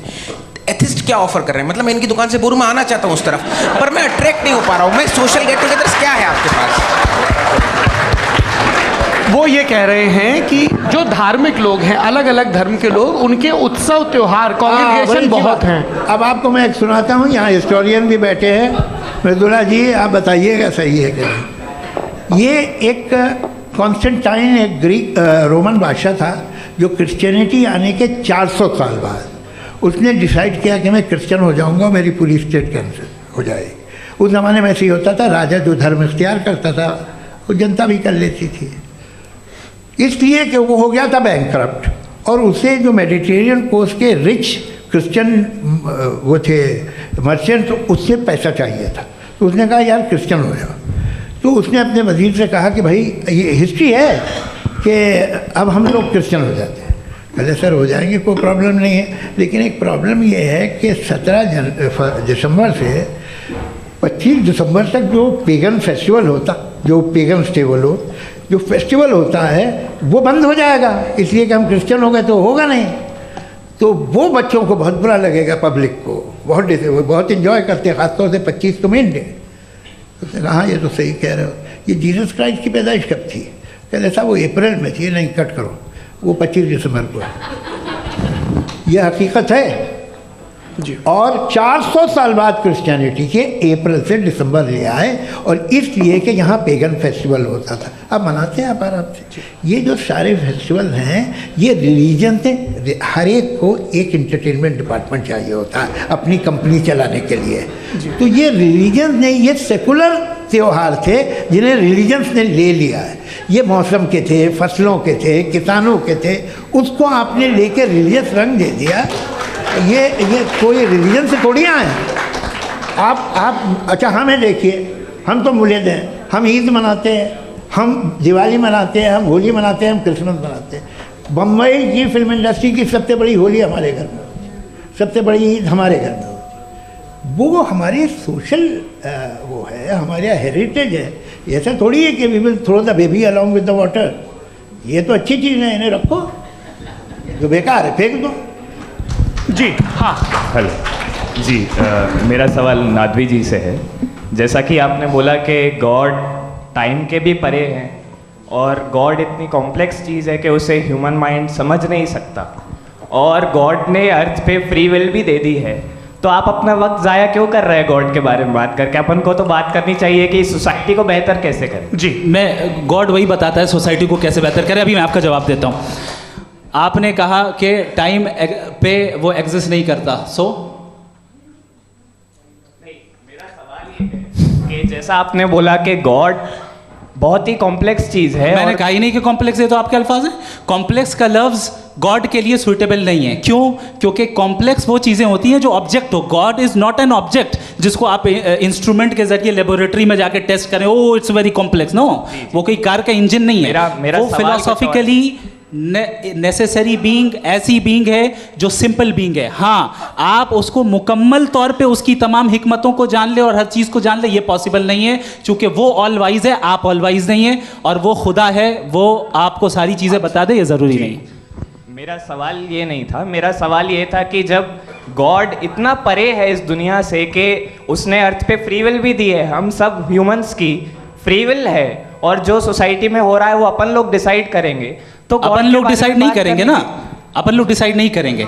गॉड जो है, गॉड ने वो उसकी ज़ात, उसकी एग्जिस्टेंस टाइम एंड स्पेस से परे है, लेकिन वो हमारा टेस्ट ले रहा है और उसी गॉड ने हमें बताया कि तुम्हें क्या करना है क्या नहीं करना है, तो जाहिर उस गॉड की बात सुनेंगे ना हम। जी, वो पीछे एक चश्मा लगाए जो मैम खड़ी हैं, उनको दीजिए। हाँ आप जी जी बिल्कुल आएंगे। देखिए मैं कोशिश कर रहा हूँ सब तरफ जाने की। हाँ उनको दीजिए माइक। जी हेलो सर, मैं ओमनी प्रेजेंट नहीं हूँ, टाइम पाबंद हूँ और जहाँ तक कोशिश कर सकता हूँ करूँगा। जी, अपना नाम बताइए। मेरा नाम उर्सुला है, मैं दिल्ली यूनिवर्सिटी की एक स्टूडेंट हूँ और मैं स्टूडेंट फेडरेशन ऑफ इंडिया से हूँ। मेरा सवाल मुफ्ती जी से है कि इस हॉल के इस कमरे में बैठ के हम लोग रेप की मोरालिटी के बारे में फिलोसफिकली बात तो कर सकते हैं, बट असलियत ये है कि रोज़मर्रा की ज़िंदगी में औरतें रेप के थ्रू गुजरती हैं और हम लोग सिर्फ नंबर्स पे इस तरह नहीं देख सकते, क्योंकि कितनी औरतें हैं इन कंट्रीज़ में जहाँ पे आप बता रहे हैं कि केसेस कम हैं, जिनका एक्सेस है कि वो जाके केस फाइल कर सकें। कितनी औरतें हैं जो जिनको काम करने की आज़ादी है उन कंट्रीज़ में। यूरोप में ये आज़ादी आ गई, यूरोप में ये रूल्स आ गए, तो हम आज उसके बारे में बात कर पा रहे हैं। जी, जवाब। आपने ये कहा कि कमरे में बंद होकर हम लोग इस पर फिलोसफिकली बात कर सकते हैं, लेकिन हकीकत में क्या हो रहा है, वो ग्राउंड लेवल पे क्या हो रहा है जो बहुत गलत हो रहा है, और वो सफ़र कर रही हैं। आई एग्री, बहुत गलत हो रहा है, और जो गलत हो रहा है उसको हमें रोकना है। और क्यों रोकना है, वो गलत क्यों है, हमारे पास इसका ऑब्जेक्टिव फाउंडेशन है, इनके पास उसका ऑब्जेक्टिव फाउंडेशन नहीं है। मैं ये कहना चाह रहा हूँ कि जहाँ पे भी जुल्म हो रहा है, जहाँ पे भी औरत पे जुल्म हो रहा है, या उसकी इज्जत लूटी जा रही है, या उसे तकलीफ पहुँचाई जा रही है, और सिर्फ औरत नहीं, किसी इंसान के ऊपर भी जुल्म हो रहा है, तो उसके खिलाफ खड़ा होना, ये मॉरलिटी हमारे पास गॉड के पास से आई है। वरना जावेद साहब तो कह रहे हैं कि जो है मेजॉरिटी डिसाइड करेगी, तो मेजॉरिटी तो कभी भी बदल सकती है। क्या आप ये थोड़ी सी आपको गलतफहमी है। मैं अगर मेरे जुमले से ये मदनत निकला या मैंने कहा, तो ये जुमला मैं वापस लेता हूँ। ये मेरा मतलब ही नहीं था कि मेजॉरिटी डिसाइड करेगी। मेजॉरिटी डिसाइड करे तो दुनिया में बड़ी, वैसे आपने कहा था ये जुमला। अच्छा, हो सकता है, मैं मान रहा हूँ, बाद में रिकैप कर लेंगे। अरे एक सेकंड, मैं अपनी एक्सप्लेनेशन दे रहा हूँ। मुनासिब बात यह है कि हम सब के सब दिल में जानते हैं कि क्या अच्छा है क्या बुरा है, हमें पता है अच्छी तरह से। जो लोग बुरे काम करते हैं उन्हें भी मालूम अच्छा क्या है। यही तो सवाल था हजरत, कि फिर ये मोरालिटी आई कहाँ से? Cross examination. हाँ जी, हाँ। मोरालिटी साथ रहने की डिजायर से आई है। यानी साथ रहकर जो कुछ कह दे, जो कुछ कर दे, वो हो जाएगा? नहीं नहीं, तो आप कायदे से रह ही कर सकते हैं जब तक लोगों में मोरालिटी हो, वरना क्यास हो जाएगा। ये आपको कैसे पता? जी, हमने देखा ना, जहाँ मोरालिटी का क्यास हो गया, हम देखते हैं। कहाँ पे देखते भाई? तो दुनिया में आप जो कह रहे हैं, आप कहीं पे अगर गलत हो रहा है इस बहस तो के उसको बाद आप में गलत देखिए। आप एपिस्टेमोलॉजी की बात कर रहे हैं, मैं ओंटोलॉजी की बात कर रहा हूं। मैं इस बहस के बाद आप दोनों लोगों को चाय पे होस्ट करूंगा, वहां पे क्रॉस एग्जामिनेशन कर लीजिएगा। अभी ऑडियंस का हक मार रहे हैं आप लोग भाई, सर जस्ट लोग हैं आप लोग। और ये भाई ये हाँ, उधर आएंगे, जी सर आएंगे। अच्छा सर मेरा नाम लईकुर रहमान है और मैं अलीगढ़ मुस्लिम यूनिवर्सिटी का स्टूडेंट हूँ। और जहाँ तक मुझे पता है कि sir you are also product of Aligarh Muslim University. मैं भी उसी चमन का बुलबुल। हाँ सर, तो बहुत खुशी हुई मुझे जान करके कि मैं आपसे मिलूँगा। सवाल सर, मेरा सवाल यह है, सर सैयद अलैहि रहमा का नज़रिया ये था कि खुदा के वजूद को अक़ल के दायरे में रह कर के तलाश करना, न कि पूरी तौर से उसका इनकार कर देना। Sir how will you define it? नहीं, तो ये तो आप इन्हें बताइए। ये सवाल आपके खुदा का वजूद साबित कर रहे हैं। नहीं तो सर आपने इनकार कर रखा है, इस वजह से मेरा क्वेश्चन। उन्होंने यही सर से एक सेकंड, सर सैयद ने यही कहा ना कि अक्ल से आप खुदा के वजूद को साबित नहीं कर सकते, यही कहा ना भाई। वो उन्होंने कहा कर सकते हैं और वो कर दिया गया आज। वो फोन दो। तलाश करना या साबित करना अक्ल से नहीं हो सकता। अरे सवाल तो सुन लीजिए जी। अक्ल से नहीं हो सकता है, यही कहा ना आपने। अक्ल से हो सकता है। अरे वो यही कह रहे हैं भाई, आप बता रहे हो सकता है, वो तो कुछ और। आप अगर सर देखो नौजवान फोन ले लो, वो इतनी कमाल की यूनिवर्सिटी है। अरे भाई दे दो ना जरा, एक मिनट दे दो भाई, मेरी बात सुनो, माइक पे बोलो ताकि जो लाखों लोग देख रहे हैं। माइक दे दो ना। अरे देंगे ना माइक, तुम ठहरो तो। हाँ सर, मेरा सवाल ये था कि सर सैयद अलैहि रहमा का एक नज़रिया था अपना कि खुदा का जो वजूद है उसको अक़ल के दायरे में रह कर के तलाश करना है, न कि पूरे तौर से इनकार कर देना है। ये उनका कॉन्सेप्ट था। लेकिन मेरा सवाल ये है कि आप इसको कैसे डिफाइन करते हैं, एक्सप्लेन कैसे करेंगे? मैं आपसे जानना चाहता हूँ, क्योंकि you are the product of Aligarh Muslim University. मुझे अक़ल के दायरे में रख के मैंने बहुत तलाश की, मुझे मिला नहीं। हाँ ये इधर उधर वो चश्मा लगाए जो, हाँ उनको दे दीजिए। जी जी फटाफट पूछिए, बस 5 मिनट है, 5 मिनट में खत्म हो रहा है। हाँ अस्सलाम वालेकुम मुफ्ती साहब। एंड मेरा सवाल जावेद अख्तर साहब से। क्या नाम है आपका? अरे भैया सब मुझे तो पूछ रहे हो। फैज पूछिए फैज साहब। तो मेरा सवाल ये है कि अभी जो एथियस्ट है वो problem of evil argument use कर रहे हैं अगेंस्ट मुस्लिम्स, राइट? कि इस दुनिया में इतना सारा ईवल है और अगेंस्ट मुस्लिम तो यहाँ अगेंस्ट थियस्ट। हाँ थोड़ा सा करेक्ट कर लीजिए भाई, पूरी मशक्कत ही इसी बात की थी कि किसी एक मजहब पे बात न टिके। जी, तो बेसिकली ये आर्ग्यूमेंट ऐसा है कि इस दुनिया में इतना ज़्यादा ईवल एग्जिस्ट करता है और अगर एक ऑल गुड गॉड है तो वो रोकता क्यों नहीं है? लेकिन इस सवाल में एक हिडन अजम्पशन ये है कि इस दुनिया में ईवल एग्जिस्ट करता है। अब एथियस्ट ये कैसे ऑन्टोलॉजिकली प्रूव कर सकते हैं कि इस दुनिया में ईवल एग्जिस्ट करता है? मैं आपको बताता हूँ, थोड़ा सा समझा। नहीं सर हम लोग इनको सुनने आए। नहीं please don't do that. I want to explain ontologically. नहीं हम समझ गए सर, इनको अब जवाब देने दीजिए। अच्छा सवाल पूछ लो। मैं अभी तक क्या था वो मैं थोड़ा सा ऐड ऑन कर लेता हूँ। तुम गुरु, तो हम जब इसका राउंड 13 करेंगे ना तब तुमको स्टेज पे बिठाएंगे। जी तो हाँ जल्दी से। तो देखिए एथियज्म के हिसाब से सब कुछ रैंडमली बन गया है, सब कुछ एटम्स और मॉलिक्यूल्स है। एक पत्थर में और मुझ में सिर्फ इतना फर्क है कि हम लोग एटम्स और मॉलिक्यूल्स का अलग अलग रीअरेंजमेंट है। अब एक पत्थर को कोई इंसान तलवार से 2 टुकड़ों में काट दे या मुझे, according to atheism it is same. There is no evil and good according to atheism. जी अच्छा फैज साहब का सवाल ये है कि हाँ कोशिश भी करते तो इससे गलत सवाल नहीं कर पाते।